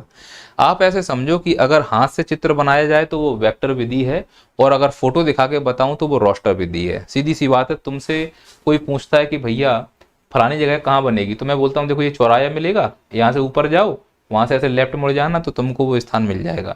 अगर मैं डॉट और लाइन बनाकर कोई चीज दिखाऊं अपने हाथ से बनाकर, तो समझ जाना वो वेक्टर है। और अगर मैं कोई फोटो दिखा दूं कि ये देखो ये मेरे घर का फोटो दिख रहा है, तो वो समझ जाना कि रोस्टर है। इससे ज्यादा गांव की भाषा में और क्या समझा दूं। वेक्टर विधि को ध्यान रखना लाइन, त्रिभुज, बहुभुज, पॉइंट इत्यादि से दर्शाया जाता है। लाइन का मतलब होता है दो क्षेत्रों की मध्यम दूरी को दर्शाता है। जो बहुभुज, त्रिभुज होते हैं वो क्षेत्रफल और उसके परिमाण को दर्शाते हैं। वो जो बिंदु होता है वो स्वतंत्र आंकड़ों को प्रदर्शित करता है। स्वतंत्र आंकड़े का मतलब, ये बिंदु का मतलब कुछ भी हो सकता है। ऐसे ही रोस्टर विधि में ग्रिड का प्रयोग किया जाता है। ग्रिड जिसमें पिक्सल्स होते हैं कई सारे, और ग्रिड सेल से भू उपयोग की जानकारी मिलती है। कुल मिला के फोटो दिखा दूं तो रोस्टर है, पेंटिंग दिखा दूं तो वेक्टर है। ये मैं कह रहा हूं ये पूरी तरह सही नहीं है, समझाने के लिए बोल रहा हूं, बाकी क्लास जाके कर लो। वेब जीआईएस क्या है? हो सकता है ये एमपीपीएससी में 3 नंबर में आ जाए। तो मध्य प्रदेश सरकार का भू अभिलेख प्रबंधन करने वाला जीआईएस सॉफ्टवेयर वेब जीआईएस कहलाता है। जीआईएस के प्रकार बताओ। तो 2 प्रकार होते हैं, एक होता है स्थानिक आंकड़े वाला जीआईएस, एक गैर स्थानिक आंकड़े वाला जीआईएस। अब स्थानिक और गैर स्थानिक क्या होते हैं? एमपीपीएससी ने एक बार इससे प्रश्न भी पूछा था, और हो सकता है ये भी प्रश्न पूछा जाए कि स्थानिक और गैर स्थानिक आंकड़ों में अंतर लिखिए। तो स्थानिक आंकड़े कैसे लिख के आओगे कि ऐसा जीआईएस जिसमें स्थिति, रेखा, बनावट और क्षेत्रीकरण के आधार पर आंकड़ों को एकत्रित किया जाता है। और इसकी सबसे बड़ी विशेषता यह है कि इसमें भौगोलिक और सांस्कृतिक दोनों प्रकार के आंकड़ों का प्रतिनिधित्व होता है। उदाहरण के लिए एमपीपीएससी की कोचिंग। पर याद रखना कि इसमें कोई पर्टिकुलरिटी नहीं होती है, और इसकी सबसे बड़ी समस्या है इसको तैयार करना बड़ा मुश्किल होता है। जबकि गैर स्थानिक में आते हैं तो इसमें नंबर, अंक, व्यक्ति और श्रेणी को आधार बनाकर आंकड़ों को प्रदर्शित किया जाता है। विशेषता अगर देखें तो धरती पर किसी भी जगह का बोध कराया जा सकता है। इसमें पर्टिकुलरिटी होती है। जैसे मैंने कहा कि भैया कोचिंग जाना है एमपीपीएससी की, तो ये हो गया स्थानिक। अब मैं कहता हूं कि नैया पार में जाना है, तो ये है गैर स्थानिक। पर्टिकुलर बता दें अगर, तो जिसमें नंबर, नाम, व्यक्ति, श्रेणी इत्यादि बताई जाती है, तो उदाहरण हो जाएगा नैया पार कोचिंग कहाँ है? इंदौर में है। क्लियर है ये बात? तो ये आप ऐसे भी बना के चले आओगे बिल्कुल डिट्टो, तो भी आपको नंबर मिलेंगे। अब आते हैं जीआईएस के घटक के लिए। जीआईएस के कितने घटक हैं? तो एक तो मानव है, दूसरा हार्डवेयर है, फिर सॉफ्टवेयर है, संचार है जिसमें प्रक्रिया शामिल होती है, आंकड़े हैं जिन्हें डेटा कहा जाता है। मानव क्या करता है इस घटक के अंतर्गत? नीति निर्माण करेगा, मॉनिटरिंग करेगा, क्रियान्वयन करेगा, समन्वयन करेगा, समाधान करेगा। इन शब्दों का प्रयोग कर देना भाषा लिखते समय। हार्डवेयर में किसको शामिल करते हैं? तो केंद्रीय प्रक्रमण इकाई जिसे हम सेंट्रल प्रोसेसिंग यूनिट कहते हैं, आलेखी प्रदर्शन उपतंत्र, निवेशी साधन, बहिर्वेशी साधन, इनपुट और आउटपुट, भंडार तंत्र यानी कि स्टोरेज सिस्टम, ये सब हार्डवेयर के हिस्से हैं। हिंदी में इस प्रकार से लिख के आना। कई सारे सॉफ्टवेयर सिस्टम भी हैं, जीभी, एसआईजी, MapInfo, ESRI, Global Mapper और सागा जीआईएस। ये वो सॉफ्टवेयर हैं जो जीआईएस के अंतर्गत घटक के रूप में काम करते हैं। और भी कई सारे सॉफ्टवेयर हैं। संचार में आते हैं, यानी जो प्रक्रिया होती है इसमें क्या करना पड़ता है? प्रबंधन करते हैं, आंकड़ों का विश्लेषण करते हैं, प्रदर्शन करते हैं, समन्वय करते हैं और आंकड़ों को कैप्चर करके व्यवस्थित करने का प्रयास करते हैं। और लास्ट में है आंकड़े। आंकड़े कितने प्रकार के हो सकते हैं? रोस्टर हो सकता है, वेक्टर हो सकता है, और एक और नया फॉर्म है टिन। तो 3 नंबर में पूछेगा टिन का फुल फॉर्म बताइए, टिन आंकड़े किसे कहते हैं? तैयार रहना है इसके लिए आप। फिर एक और क्वेश्चन पूछा जा सकता है, जीआईएस तंत्र की प्रक्रिया का अनुक्रम बताइए, मैकेनिज्म बताइए, क्रिया विधि बताइए। अनुक्रम को इंग्लिश में कहते हैं सीक्वेंस बताइए। तो इसके सीक्वेंस क्या होते हैं? मैं पे यहाँ शब्द यूज करूंगा मूलदत्त। मूलदत्त का मतलब होता है सोर्स डेटा। तो सोर्स डेटा को अगर हिंदी में लिखूं तो मूलदत्त या गुणदत्त कहा जाएगा इसको, यानी कुल मिला के जो मुख्य डेटा है उसकी बात कर रहे हैं। तो पहले चरण में क्या करते हैं? हम आंकड़ों को संकलित कर लेते हैं। दूसरे चरण में क्या करते हैं? उनका हम कोडन करते हैं। तीसरे चरण में क्या करते हैं? आंकड़ों को प्राप्त करते हैं कोड करने के बाद, फिर उनका विश्लेषण करते हैं और लास्ट में उनका प्रदर्शन कर देते हैं। तो यही सीक्वेंस है जिसमें जीआईएस काम कर रहा होता है। यही चरण आप इस प्रकार से लिख के चले आना। अगला, जीआईएस की हस्तलेखन विधियां बताइए। देखिए, जब हम किन्हीं आंकड़ों को ग्राफिक संचार और ज्यामितीय संलग्नता के साथ प्रदर्शित करते हैं तो उसे जीआईएस की हस्तलेखन विधि कहते हैं। इसकी कई सारी कमियां हैं। पहली कमी है कि पूर्व निर्धारित विषय वस्तु इसमें निहित होती है, जिसमें पूर्वाग्रह बनने के चांसेस ज्यादा होते हैं। दूसरा है, एक विशेष ढंग से प्रदर्शन होता है, इसमें किसी प्रकार का मॉडिफिकेशन नहीं किया जा सकता है। तीसरा, इसमें सूचना परिवर्तन होने पर नया मानचित्र आलेख होगा, अगर मॉडिफिकेशन हुआ तो वापस से ड्रॉ करना पड़ेगा। ये इसकी बड़ी बड़ी कमियां हैं, पर इसके कुछ लाभ भी हैं। जैसे प्रश्न पूछा जा सकता है, क्योंकि हम खुद से ही बना रहे हैं तो खुद से ही प्रश्न को जनरेट कर सकते हैं, तो नए आंकड़े इसमें आ जाएंगे, पर इससे जटिलता उत्पन्न हो जाती है। दूसरा, विश्लेषणात्मक मानचित्र होता है। और तीसरा है, सूचनाओं का समुच्चय है और आइटम कोड बनाए जा सकते हैं।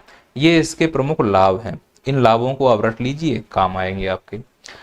अगला है, राष्ट्रीय भौगोलिक सूचना नीति के 5 सिद्धांत बताइए। ऐसे प्रश्न पूछेगा। एक्चुअली 5 ही सिद्धांत हैं।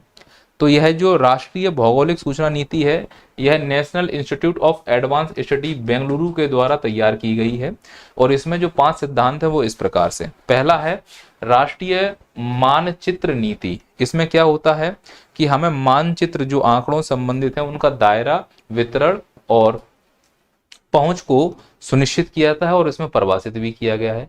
दूसरा है नागरिक उड्डयन की आवश्यकता। यह इस नीति के अंतर्गत सिद्धांत है कि हमें इनकी सहायता से क्लाउड सीडिंग, हवाई फोटोग्राफी इत्यादि का विवरण देना चाहिए, तो जिससे हमारी जीआईएस बहुत अच्छी हो सकती है। तीसरा है सुदूर संवेदन डाटा नीति, यानी कि जो उपग्रह संबंधित इमेज हैं उनका वितरण भी होना चाहिए और उन वितरणों का प्रयोग भी होना चाहिए। और चौथा है भू स्थानिक डेटा अवसंरचना अधिनियम।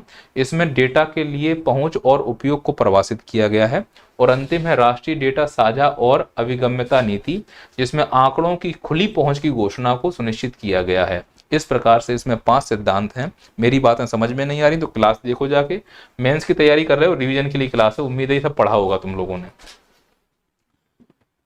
जीआईएस का अनुप्रयोग बताइए। ये बहुत फेमस क्वेश्चन है, बनेगा ही बनेगा। कई सारे डायमेंशन है, जैसे मैं एक उदाहरण के लिए बता देता हूँ। ग्रामीण विकास में इसका क्या अनुप्रयोग होगा। देखिए, जिस प्रकार से शहर का विकास होता है ऐसे ग्रामीण का विकास होता है। हड़प्पा कालीन सभ्यता से हम लोग गाँव के विकास और नियोजन के लिए जाने जाते हैं।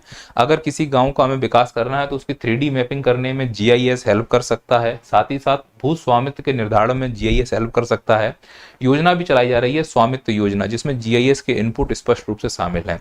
तो मैं ये कहना चाह रहा हूं कि उत्तर लिखना तो बिना उदाहरण के उत्तर लिख के मत आना। अगर जीआईएस के अनुप्रयोग आ जाते हैं तो एक एक उदाहरण सभी के लिए कंपलसरी है। जैसे मैं कहूं वन अनुसंधान क्षेत्रों के अंतर्गत जीआईएस क्या करेगा, तो जो भी वन है उनका आकलन करेगा। इसी प्रकार से जो वनों में होने वाले नुकसान है उनका विश्लेषण करेगा। अब इसके लिए हमें किसका प्रयोग करना पड़ेगा, तो नोवा का प्रयोग करना पड़ेगा, रिसोर्स सेट 2 का प्रयोग करना पड़ेगा। तो इस प्रकार से एग्जाम्पल के साथ चीजों को लिख के आना। जल संसाधन में आएंगे तो उसका मानचित्रण करना पड़ेगा जल संसाधन का, और उसकी मॉनिटरिंग करनी पड़ेगी, कहाँ पे भूजल ज्यादा है, कहाँ पे भूजल कम है। आशा करता हूं आप मेरी बात समझ पा रहे होंगे। इसी प्रकार से आपदा प्रबंधन और अन्य क्षेत्रों में इसके अनुप्रयोग को जो आपने पढ़ा है, बहुत सीधा सा सवाल है, लंबा लंबा इस पे नहीं जाऊंगा। कॉमन सी चीज है, आपने ये कंप्लीट की होगी, इसको एग्जाम्पल के साथ कंप्लीट करना, मैं बस इतना कहना चाह रहा हूं। अगला है जीआईएस की प्रासंगिकता बताइए। वर्तमान में जीआईएस को इतना महत्व क्यों दिया जा रहा है। देखिए, महत्व होना और प्रासंगिक होना दोनों अलग अलग बातें हैं। महात्मा गांधी का महत्व है, प्रासंगिक है या नहीं ये एक मुद्दा हो सकता है। अंबेडकर जी का महत्व है, प्रासंगिक है या नहीं एक मुद्दा हो सकता है। ठीक इसी प्रकार से योगा का महत्व है, प्रासंगिक है या नहीं एक मुद्दा हो सकता है। उदाहरण के लिए, योगा करने से लोग स्वस्थ होते हैं, महत्व है इसका। अगर कोई महिला जो 9वें महीने की प्रेग्नेंट है और उसको कपाल भारती करने के लिए दे दिया जाए तो कपाल भारती उसके लिए प्रासंगिक नहीं होगा। ठीक इसी प्रकार से मेरी क्लास का महत्व है, पर अभी प्रासंगिक है या नहीं ये बहुत जरूरी है। अगर मैं रिमोट सेंसिंग जीआईएस को डिटेल में पढ़ा सकूं, जो कि पढ़ा सकता हूं, पढ़ाया भी है, पर उसका अभी प्रासंगिकता नहीं है। मतलब मैं अगर 2 घंटे खड़े होकर जीआईएस पर फालतू का लेक्चर दूं तो उससे कोई महत्व नहीं निकलेगा। लेकिन आज की मेरी जो क्लास है ये महत्वपूर्ण है या नहीं मालूम नहीं, प्रासंगिक बहुत है। प्रासंगिक बहुत है क्योंकि मुझे मालूम है कि इसी से एग्जाम में 1-2 क्वेश्चन छपे हुए मिलेंगे। सर हमें कुछ समझ में नहीं आ रहा है, जो लिखा है उसी को रट के चले जाओ, बाकी तुमने 3-4 महीने किया अगर समझ में नहीं आ रहा है तो मैं ये पूछ रहा हूं कि रिमोट सेंसिंग प्रासंगिक है या नहीं। महत्वपूर्ण है मैं मानता हूं, प्रासंगिक है या नहीं वो बताइए आज के समय में। बिल्कुल है। जैसे सर्वेक्षण करने में अगर हम किसी क्षेत्र का सर्वेक्षण कर लेते हैं, चाहे वो कृषि का नुकसान हो, चाहे वो बाढ़ के द्वारा शहरों का नुकसान हो, चाहे वो रेल एक्सीडेंट का नुकसान हो, तो सर्वेक्षण कर लेते हैं तो हमारे पास ढेर सारे आंकड़े आ जाते हैं कि रेल एक्सीडेंट से इतने लोग अगर विकलांग हुए हैं तो उनके लिए एक योजना बनाई जाए जिससे उनके घर का खर्च चल सके। तो सर्वेक्षण करने के बाद उन आंकड़ों को जब इकट्ठा किया जाता है, व्यवस्थित किया जा सकता है, वो किससे होगा? जीआईएस से होगा। तब हम योजना बना सकते हैं। यानी जीआईएस सर्वेक्षण के दौरान बनाई गई योजना का प्रमुख आधार है। अगर जीआईएस ना हो तो आंकड़े कहां रखोगे? आंकड़े ढूंढते ढूंढते ही उम्र निकल जाएगी। दूसरा है संसाधनों के दोहन। जैसे हम पहले ये मालूम चल रहे हैं रिमोट सेंसिंग से कि कहां कहां संसाधनों का दोहन ज्यादा हो रहा है, कहां कहां कम हो रहा है। जैसे बक्सवा के जंगल, अब बक्सवा के जंगलों को अगर हम दोहन करेंगे, वहां से हीरे निकालेंगे, स्वाभाविक है कि हीरे तो प्राप्त होंगे, पर उससे वहां का क्या क्या इम्पैक्ट पड़ेगा ये हमें देखने की जरूरत है। ठीक इसी प्रकार से हम कोई हाईवे रोड निकाल रहे होते हैं तो वो मशीन के द्वारा देखता है कि इस खेत से हाईवे निकालना है कि नहीं निकालना है। फिर अपना कॉस्ट का इनपुट निकालते हैं कि बगल से बंजर भूमि है, अगर वहां से हाईवे निकाल देंगे तो हाईवे की हाईवे बन जाएगी और जो उपयोगी भूमि है उसमें कृषि होती रहेगी। तो संसाधनों का दोहन अच्छे से हो पाए इसके लिए हमारे पास आंकड़े होने चाहिए कि कहाँ पे संसाधन कम है, कहाँ पे संसाधन ज्यादा है। वो आंकड़े बहुत व्यवस्थित होने चाहिए, नुकसान नहीं होना चाहिए। ठीक स्कूल में आप जाते हैं, जैसे मुझे मालूम चला कि मेरे पास 20 बच्चे हैं, उसमें से 18 बच्चे पढ़ने में अच्छे हैं, 2 कमजोर हैं। तो जो टीचर है उसने मुझे रिपोर्ट कार्ड दिया कि सर ये 2 बच्चे कमजोर हैं। स्पेशली किसमें कमजोर हैं? हिंदी और इंग्लिश में। तो मैं उन पे हिंदी और इंग्लिश पर ही फोकस करूंगा, तो संसाधनों का प्रयोग मैं अच्छे से कर पाऊंगा। इसीलिए रिमोट सेंसिंग का बहुत बड़ा इस्तेमाल किया जा सकता है, प्रासंगिक है जीआईएस और रिमोट सेंसिंग दोनों। नगर नियोजन करने में अब शहरी बाढ़ आ रही है, नगर नियोजन नहीं कर पा रहे हैं। या तुमने देखा होगा आजकल शहरों के प्रत्येक शहर में, जो बड़े बड़े शहर हैं उसमें गैस की पाइपलाइन बिछाई जा रही है, और भारत में तो नियोजन अच्छे से हो ही नहीं पाया है। भारत में पहले रोड बनती है, फिर रोड खुदती है, फिर पाइप डलते हैं।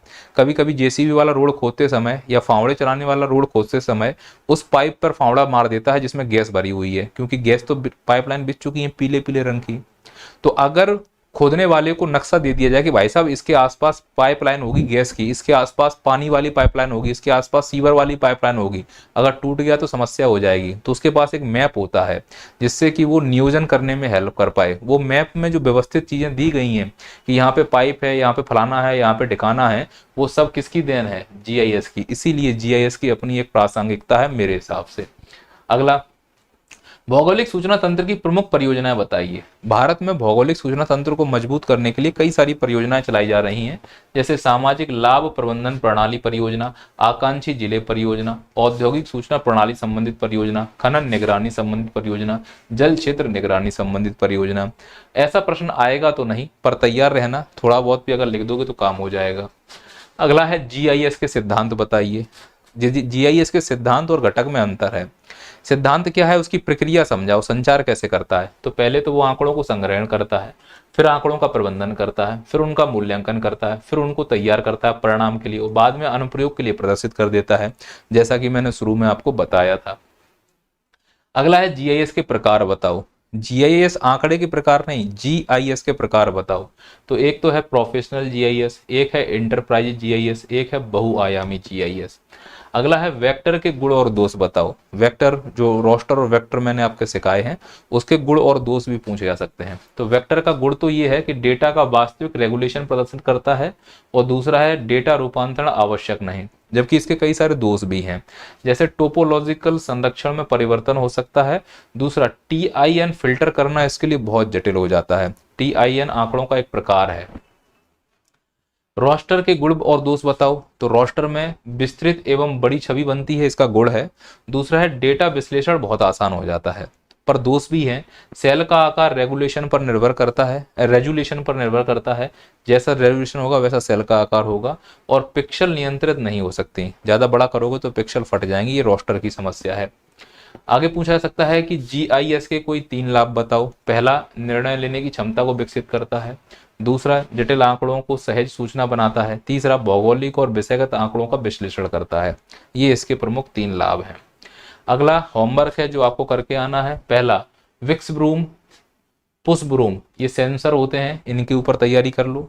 टेम्पोरल रेजोल्यूशन क्या होता है, स्पेक्ट्रल रेजोल्यूशन क्या होता है, और स्पेशियल रेजोल्यूशन क्या होता है, इनको जरूर तैयार कर लेना, काम आएगा।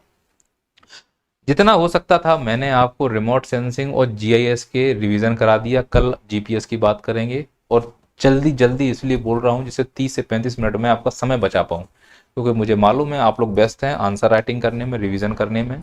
तो जल्द से जल्द ये वीडियो खत्म हो, ये मैं कोशिश कर रहा हूँ। अब 3 वीडियो में आपदा प्रबंधन तो नहीं हो सकता, तो ये वीडियो केवल उन्हीं के काम के हैं जो मेंस देने जा रहे हैं 8 जनवरी से।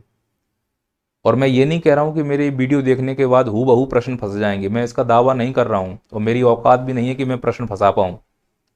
बस मैं आपको ये बताने का प्रयास कर रहा हूँ कि शायद इस दिशा में अगर आप काम करते हो, रिवीजन इस दिशा में करते हो, रिवीजन बोल रहा हूँ मैं, तो हो सकता है पेपर इसी से मिलता जुलता आपको मिल जाए और पेपर को हैंडल करने में आसानी हो।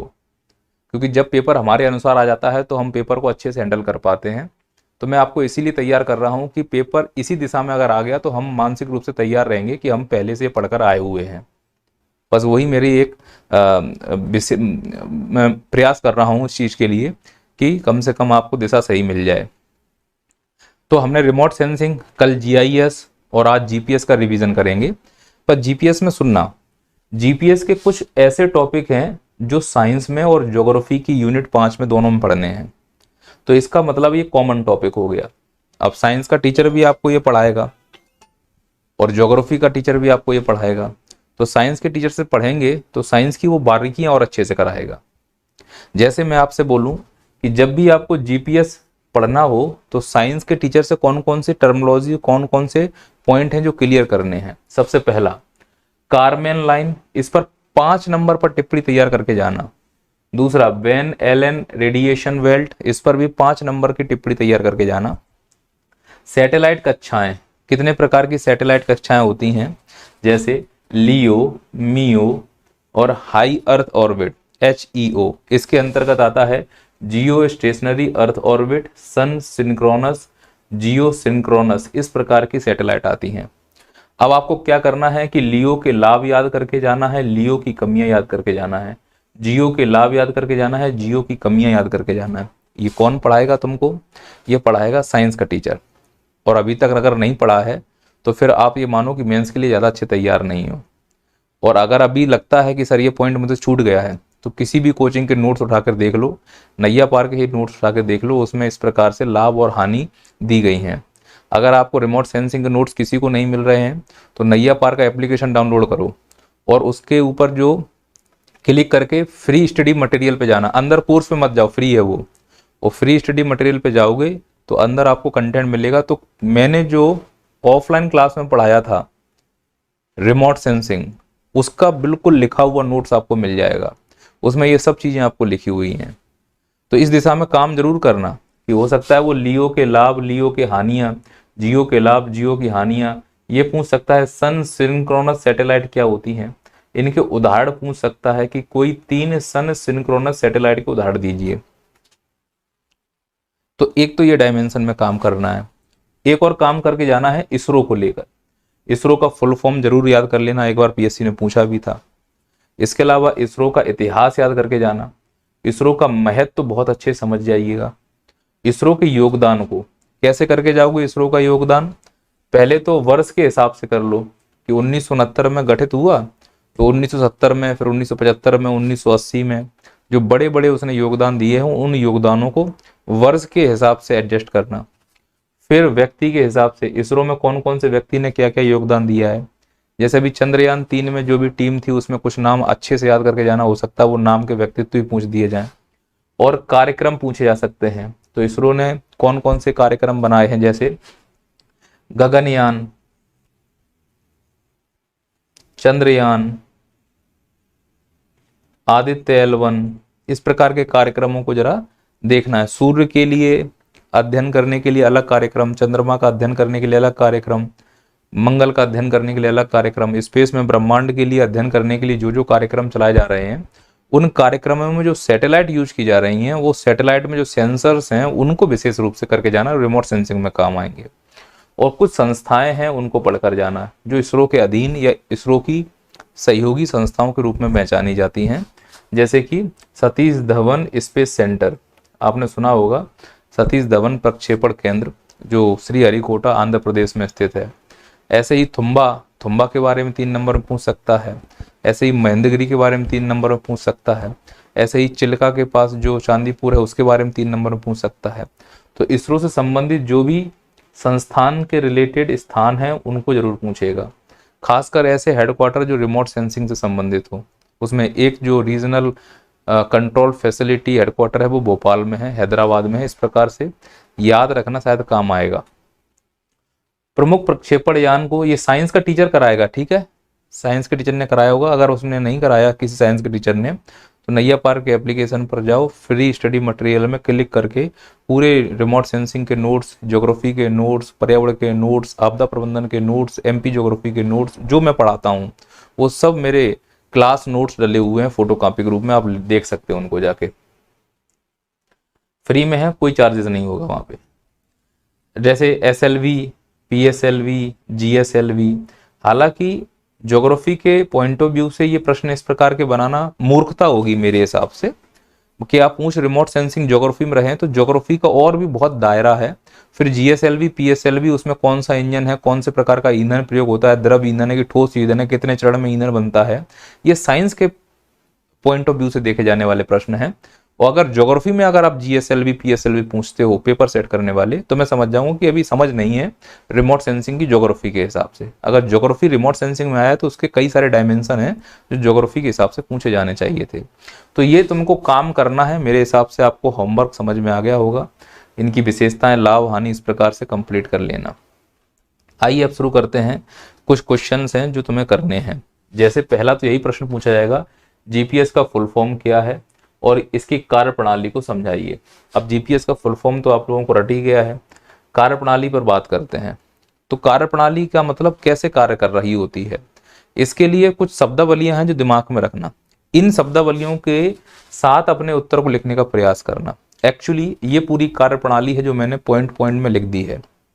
अब थोड़ा बहुत पढ़े होगे तो तुरंत तुम्हारे दिमाग में क्लिक करेगा, और अगर नहीं पढ़े होगे तो ऐसे ही फॉर्मेट बनाकर पॉइंट को भाषा में लिखकर आ जाना, शायद नंबर मिल जाए। पहले तो ये ध्यान रखना कि जो जीपीएस की कार्य प्रणाली है एक्चुअली यह जियोमेट्रिक्स के आधार पर काम करती है। जियोमेट्रिक्स विज्ञान की एक ऐसी शाखा है जिसका काम है आंकड़ों को एकत्रित करना। जीपीएस भी एक प्रकार से आंकड़ों को एकत्रित करने वाली प्रणाली है। इसीलिए मैं ये कह सकता हूं कि ग्लोबल पोजिशनिंग सिस्टम यानी जीपीएस जियोमेट्रिक्स का ही एक पार्ट है। पर जीपीएस के लिए कई सारे अंग होंगे, उसके कई सारे तत्व होंगे उसके, तो इसमें घटक हैं। तत्व का मतलब मैं यहाँ कहूंगा जीपीएस के घटक। कौन कौन से जीपीएस के घटक हो जाएंगे? एक स्पेस सेगमेंट हो जाएगा, यूजर सेगमेंट हो जाएगा, कंट्रोल सेगमेंट हो जाएगा, ऑटोमिक क्लॉक हो जाएगा। तो ये प्रमुख 4 घटक होते हैं।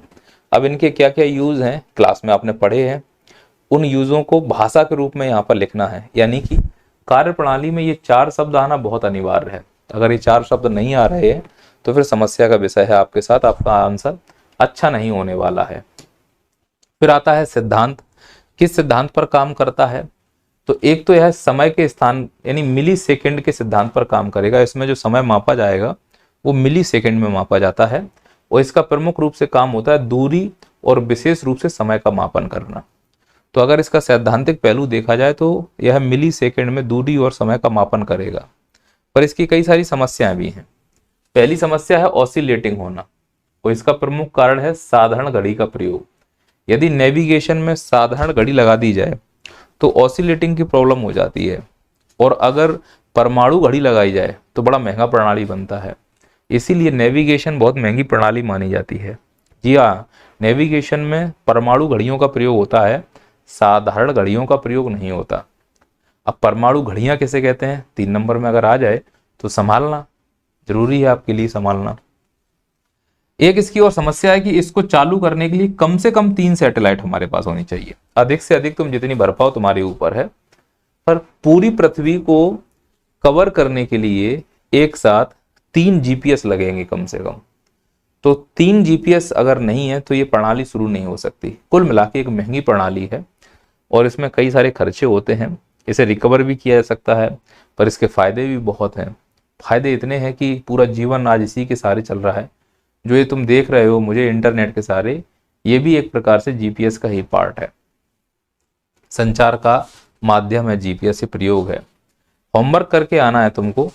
अगर तुमसे कोई पूछे कि असिस्ट जीपीएस किसे कहते हैं 3 नंबर में, तो क्या आप इसकी परिभाषा बना पाओगे?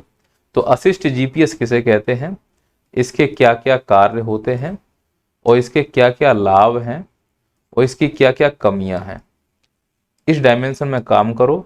अगर सब अच्छा रहा तो 5 नंबर में असिस्ट जीपीएस पे प्रश्न पूछा जा सकता है।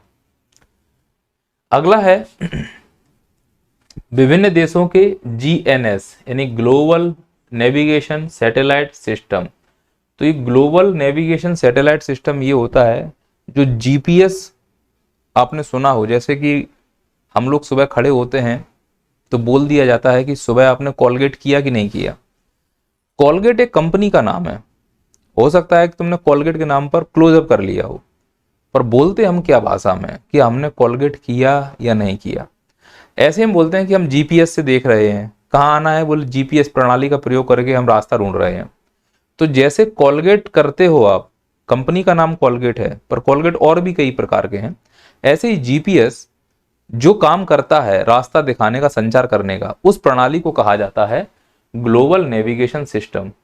और जो ग्लोबल नेविगेशन सिस्टम अमेरिका का है उसको प्यार से जीपीएस कहते हैं, चूंकि उसने पहली बार प्रयोग किया था, इसीलिए सभी का global national satellite system GPS कहा जाने लगा। क्लियर है ये बात? तो मार्केट में जाते हो, दुकान पर पहुंचकर कहते हो मुझे कॉलगेट दे दो, तो वो तुमसे पूछता है कौन सा। मेरी बात समझ रहे हो? तुम दुकानदार से पूछना कि भैया कॉलगेट है, तो बोल देगा कौन सा। अरे भाई कॉलगेट बोल रहा हूं ना, तो भी पूछता है कौन सा, क्लोजअप, पेप्सोडेंट या कॉलगेट। ऐसे मैंने कहा जीपीएस, तो जीपीएस का मतलब क्या, मतलब ग्लोबल नेविगेशन सैटेलाइट सिस्टम। इस ग्लोबल नेशनल सैटेलाइट सिस्टम का अलग अलग देशों में अलग अलग नाम है, जिसमें अमेरिका में इसको कहा जाता है नेविस्टार। फुल फॉर्म होता है नेविगेशन सैटेलाइट एंड रेंजिंग, और यह यूएसए का ग्लोबल नेविगेशन सैटेलाइट सिस्टम है जिसे प्यार से जीपीएस कहा जाता है। तो इसका मतलब जो नेविस्टार है अमेरिका की सैटेलाइट कॉन्स्टलेशन, वो जीपीएस के नाम से जाना जाता है। अब एक पॉइंट याद रखने की कोशिश करना, जब आपसे 3 नंबर में, 5 नंबर में या 11 नंबर में नेविस्टार पूछ दे, गैलीलियो पूछ दे, तो इनके क्या क्या डायमेंशन हो सकते हैं वो ध्यान रखना। कोशिश करना कि पहले फुल फॉर्म में इसका बताया जाए, फिर बताने की कोशिश करना यह है किस देश का है। फिर इसका एक डायमेंशन होता है कि टोटल कितनी सैटेलाइट है। अब टोटल का मतलब समझना कि कुल कितनी होनी है और चालू कितनी है, मतलब एक्टिव कितनी है। तो जैसे सपोज करो कि कुल सैटेलाइट पहुंचनी है 35, जैसे चाइना का जो जीपीएस है उसमें कुल टोटल 35 सैटेलाइट लगाई जानी है, पर उसमें अभी 29 चालू हैं, यानी कि अभी 6 सैटेलाइट भेजना और बाकी है, धीरे धीरे भेजी जा रही हैं। तो इस प्रकार से बताना है कि इसमें कुल इतनी सैटेलाइट है, इतनी एक्टिव है। अब जो सैटेलाइट है वो चक्कर लगाती है पृथ्वी का, तो उसको कहा जाता है कक्षा। सोचकर देखो ये पृथ्वी है और ये मैंने कक्षा बना दी। अब इसमें 3 सैटेलाइट मैंने सेट कर दी, एक साथ घूम रही हैं 3 सैटेलाइट, समझना मेरी बात को। और हमारे पास टोटल है कितनी, 24 सैटेलाइट। तो अगर एक कक्षा में 3 सैटेलाइट जाती हैं तो 24 सैटेलाइट सेट करने के लिए कितनी कक्षा बनानी पड़ेंगी, 8 कक्षाएं बनानी पड़ेंगी। तो इस प्रकार से 8 कक्षाएं बनेंगी एक कक्षा में अगर 3 सैटेलाइट जा रही हैं तो कक्षाएं बतानी पड़ेंगी कि ये कक्षाएं कितनी हैं, एक्स वाई जेड जितनी कक्षाएं वो बता देना। प्लस जो सैटेलाइट होती है उसमें झुकाव होता है डिग्री का। झुकाव का मतलब नहीं समझे सर, याद रखना कि जो भी देश बोलेगा कि मेरा जो ग्लोबल नेविगेशन सैटेलाइट सिस्टम है वो इतने डिग्री झुका हुआ है, इसका मतलब वो ये कहना चाह रहा है कि हमारा उत्तरी या दक्षिणी अक्षांश लगभग इतना है। जैसे भारत का जो ग्लोबल नेशनल सैटेलाइट सिस्टम है, एक्चुअली भारत का रीजनल है, ग्लोबल भी नहीं है, उसका झुकाव 29 डिग्री के आसपास है। 29 डिग्री का मतलब है जम्मू कश्मीर के आसपास, क्योंकि भारत का मैक्सिमम जो उत्तरी अक्षांश है वो 37 डिग्री है। तो उनके अक्षांशों का जो विस्तार होगा उतना ही झुकाव होगा। अब मैं कहता हूं कि गैलीलियो का झुकाव 55 डिग्री का है, इसका मतलब जो 55 डिग्री के आसपास देश होंगे उनके लिए है। अब मैं कह दूं कि नेविस्टार का झुकाव फलाने डिग्री का है, तो इसका मतलब वो वहां पर है। तो झुकाव का मतलब है उतने अक्षांश के इर्द गिर्द वो अपनी सूचनाएं देगा प्रमुख रूप से, और उसके इतर वो दे सकता है।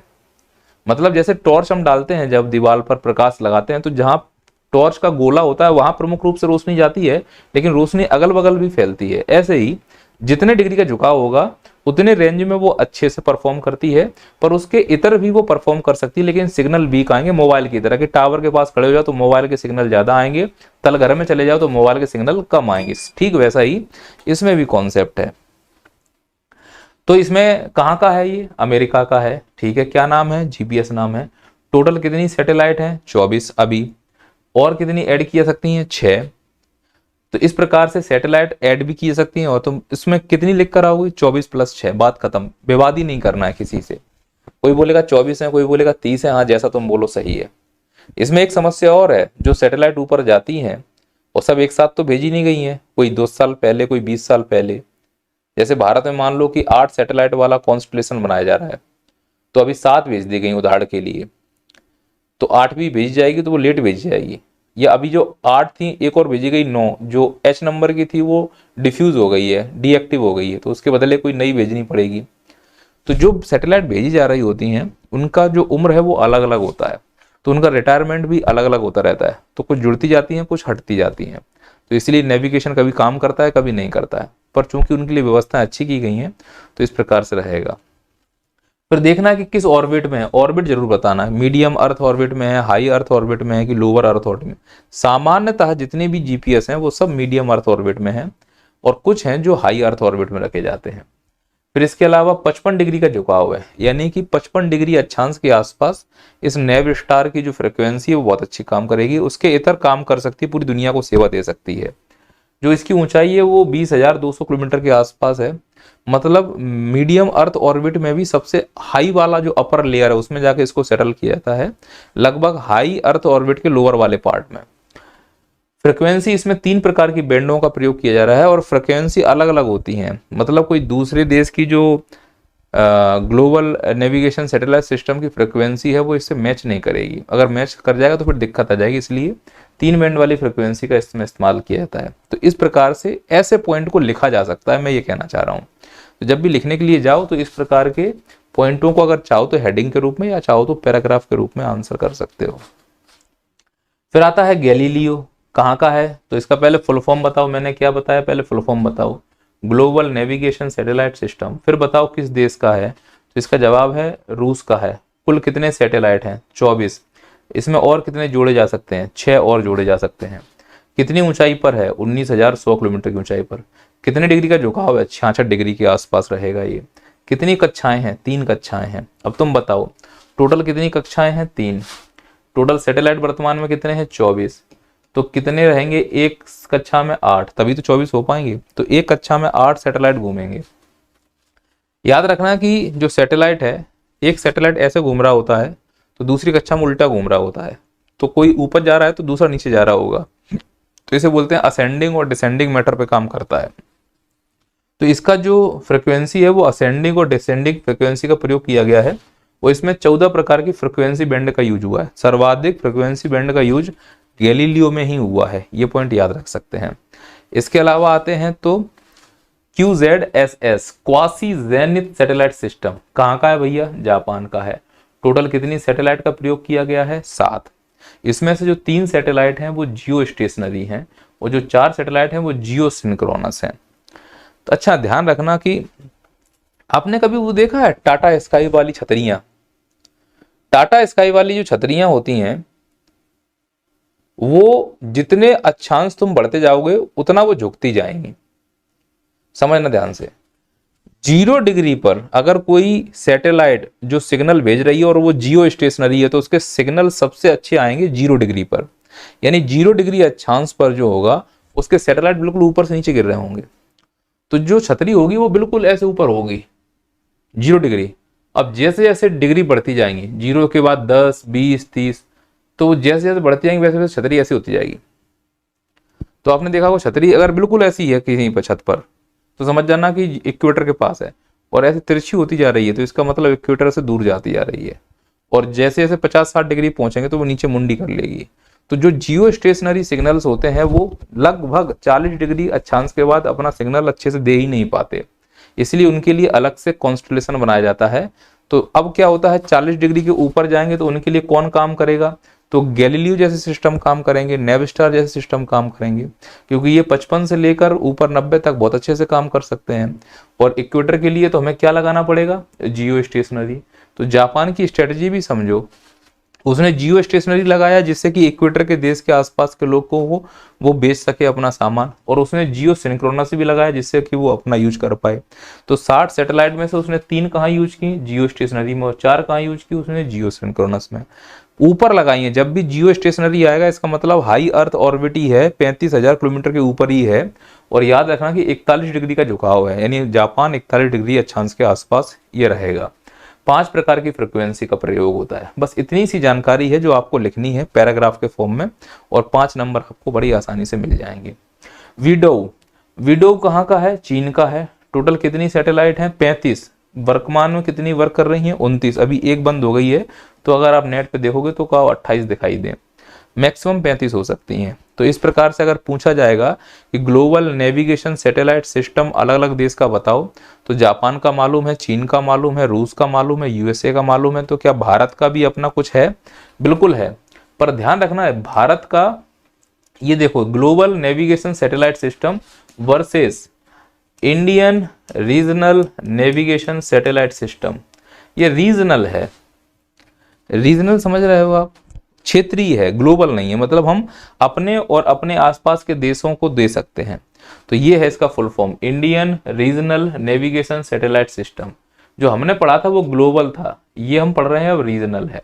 तो अगर हमसे पूछा जाए कि बताइए जीपीएस और भारत के IRNSS में क्या अंतर है, पहला बड़ा अंतर तो ये ग्लोबल ही है और ये रीजनल है, यानी इसका जो कवरेज क्षेत्र होगा वो इसकी अपेक्षा बहुत ज्यादा होगा। इसमें कितनी ज्यादा सैटेलाइट हैं, इसमें कम सैटेलाइट हैं। कितनी सैटेलाइट हैं भारत के IRNSS में, टोटल 8 सैटेलाइट होने वाली हैं, जिसमें से 5 कैसी होंगी, जियो सिंक्रोनस, और 3 कैसी होंगी, जियो स्टेशनरी। और जो जियो सिंक्रोनस है उसमें I, A, B, C, D और स्मॉल I प्रकार की सैटेलाइट यूज की गई हैं, जबकि इसमें C, F, G और H प्रकार की सैटेलाइट यूज की गई हैं। जो H वाली सैटेलाइट है ये अभी डीएक्टिव कर दी गई है। इस हिसाब से अभी वर्तमान में 3, 3, 6 और 3, 9 सैटेलाइट देखने को मिलती हैं। तो सैटेलाइट का क्रम बदलता जाता है, एक एक्शन होकर फिर आ जाती है, पर इसमें 8 सैटेलाइट का कॉन्स्टलेशन चलता रहता है। टोटल 2 कक्षाएं हैं, तो ये 2 कक्षाओं का क्या रहेगा, इन कक्षाओं में 5 और 3, एक कक्षा में 5 रहते हैं और एक कक्षा में 3 सैटेलाइट रहते हैं। भारत का जो नेविगेशन सिस्टम है वो हाई अर्थ ऑर्बिट में स्थापित है, लगभग 35,000 किलोमीटर के आसपास। और भारत में जो इसका झुकाव होगा वो मैक्सिमम कितना हो सकता है, 29 डिग्री झुकाव के आसपास हो सकता है। उसके बाहर जाएंगे तो फिर हमें चीन को ज़्यादा फायदा होने लगेगा। और इसकी जो फ्रिक्वेंसी बैंड है इसके पास 2 हैं। इस प्रकार से आप पैराग्राफ में इसके उत्तरों को लिख सकते हैं। अगर आपने टॉपिक कभी नहीं पढ़ा है तो हो सकता है कि आप मेरे से नाराज हो रहे हो। अब आपसे क्या प्रश्न पूछेगा वो समझना। एक तो आता है कि global navigation satellite system versus, एक ये आएगा SBAS satellite based augmentation system. इन दोनों में अंतर है। ये एक ऐसा सिस्टम है जो हवाई जहाज को रास्ता दिखाने के काम आता है, प्लस इसमें नेविगेशन भी होता है। ये एक ऐसा सिस्टम है जो नेविगेशन का काम तो करता है, इसमें हम जैसे साधारण लोग जो जमीन पर चलने वाले लोग हैं उनके लिए काम करता है। तो अगर मैं थल की बात करूंगा तो GNSS, और हवाई जहाज में अगर रास्ता दिखाने की बात करूंगा तो SBAS। SBAS का फुल फॉर्म होता है सैटेलाइट बेस्ड ऑगमेंटेशन सिस्टम। ये जो SBAS है इसके 2 ही कार्य होते हैं। पहला तो पथ प्रदर्शक होता है, जैसे कि GPS हमको रास्ता दिखाएगा, ऐसे ही हवाई जहाज को जो रास्ता दिखाने वाला पूरा प्रणाली होता है उसको SBAS कहा जाता है। और यह प्रमुख रूप से संचार भी कर सकता है, इसलिए तो चलते हुए हवाई जहाज को रास्ता भी दिखाता है और तुम कंट्रोल रूप से हवाई जहाज से बात भी कर सकते हो। इसका प्रमुख कारण है SBAS। अच्छा, विभिन्न देशों में SBAS को अलग अलग नाम से जानते हैं, ठीक वैसे ही जैसे ग्लोबल नेविगेशन सैटेलाइट सिस्टम को अलग अलग देश में अलग अलग नाम से जानते हैं। ग्लोबल नेशनल सैटेलाइट सिस्टम को अमेरिका में GPS कहते हैं और इसका औपचारिक नाम है नेविस्टार। ठीक इसी प्रकार से इंडिया में इसको IRNSS कहा जा सकता है। हालांकि ये रीजनल है और वो ग्लोबल के लिए है, लेकिन कार्य प्रणाली तो उसकी एक जैसी ही है ना। ठीक इसी प्रकार से SBAS अलग अलग देशों में अलग अलग नाम से जाना जाता है। जैसे रूस में SDCM कहा जाता है, यह रूस का SBAS है, जो रूस की हवाई यात्रा वाले हवाई जहाज हैं उनके बीच में कोऑर्डिनेशन करने का काम करता है SDCM। भारत के लिए कौन काम कर रहा है? गगन। USA के लिए वास, यूरोप के लिए इग्नोस, चीन के लिए BDS वास, जापान के लिए MSAS। तो ये वो हैं जो हवाई जहाज के लिए नेविगेशन का काम करते हैं। तो इसलिए फर्क है, ये हवाई जहाज के लिए हो जाएगा और ये जमीन के लिए हो जाएगा, पानी के लिए हो जाएगा। समझने के लिए बता रहा हूँ, ये गांव की भाषा में, थोड़ा टेक्निक फंसोगे तो चीजें बदल जाएंगी। आगे बढ़ते हैं। GPS के अनुप्रयोग बताइए आप। GPS के अनुप्रयोग बताइए। तो पहला तो पथ प्रदर्शक में अनुप्रयोग हो सकता है, जैसे नाविक। नाविक क्या है हमारा? GPS है। गगन, गगन क्या है हमारा? SBAS है। जैसे वास क्या है? USA का SBAS है। ये करते क्या है? पथ प्रदर्शक है। किसके लिए? हवाई जहाज के लिए। तो ये किसका अनुप्रयोग हो गया? है तो पार्ट GPS का ही। दूसरा है सर्वेक्षण और मानचित्रण के लिए। इसका सबसे अच्छा उदाहरण है ओपन स्ट्रीट मैप तैयार करना। किसकी सहायता से हो सकता है? GPS की सहायता से। ठीक इसी प्रकार से सोशल नेटवर्किंग, फोटोग्राफी, जियो कोडिंग और आपदा निगरानी में भी GPS का अनुप्रयोग किया जा सकता है। जो होमवर्क है आपको करके लाना है, इस पर काम कर लो। आशा करता हूं कि इसी के इर्द गिर्द कुछ प्रश्न बन सकते हैं। जैसे पहला तो है कि GPS में परमाणु घड़ियों का प्रयोग क्यों किया जाता है। आप इस उत्तर को लिखते समय जो मेन मुद्दा है वो है ऑसिलेटिंग की प्रॉब्लम को खत्म करने के लिए, है ना। डिले हो जाता है, अब सिग्नल में अगर डिले होगा तो फिर बहुत सी चीज़ें बदल जाएंगी। इसलिए आपने देखा होगा कि जो GPS पास होते हैं उनके सिग्नल बहुत अच्छे होते हैं, जो दूर होते हैं उनके सिग्नल थोड़े कमज़ोर होते हैं। तो जो हाई अर्थ ऑर्बिट में लगाए गए GPS हैं वो थोड़ा सा डिले काम करते हैं, एक्यूरेट जानकारी नहीं दे पाते हैं। तो इस प्रकार से बताना परमाणु घड़ियाँ क्यों प्रयोग की जाती हैं। उत्तर लिखते समय पहले परमाणु घड़ियों को अच्छे से परिभाषित कर लेना। फिर अगला है कि गगन और नाविक में क्या अंतर है। तो इसके 5 अंतर आप नोट्स में जाकर मिल जाएंगे, फिर भी बिना देखे लिखने का प्रयास करना। पहले गगन का फुल फॉर्म करना, फिर नाविक का फुल फॉर्म करना, फिर बताना कि ये SBAS है, ये बताना ये एक GPS है। इस प्रकार से पूरा घटक और सिद्धांत और कार्य प्रणाली को लिखते हुए उत्तर खत्म कर देना। फिर आता है IRNS, यानी कि एक ऐसा GPS जो रीजनल क्षेत्र में काम करता हो, और आता है ग्लोबल नेशनल सैटेलाइट सिस्टम। तो IRNS और GNS में क्या अंतर है, ये अंतर कंप्लीट करते ही बहुत सारे प्रश्न अपने आप हल हो जाएंगे।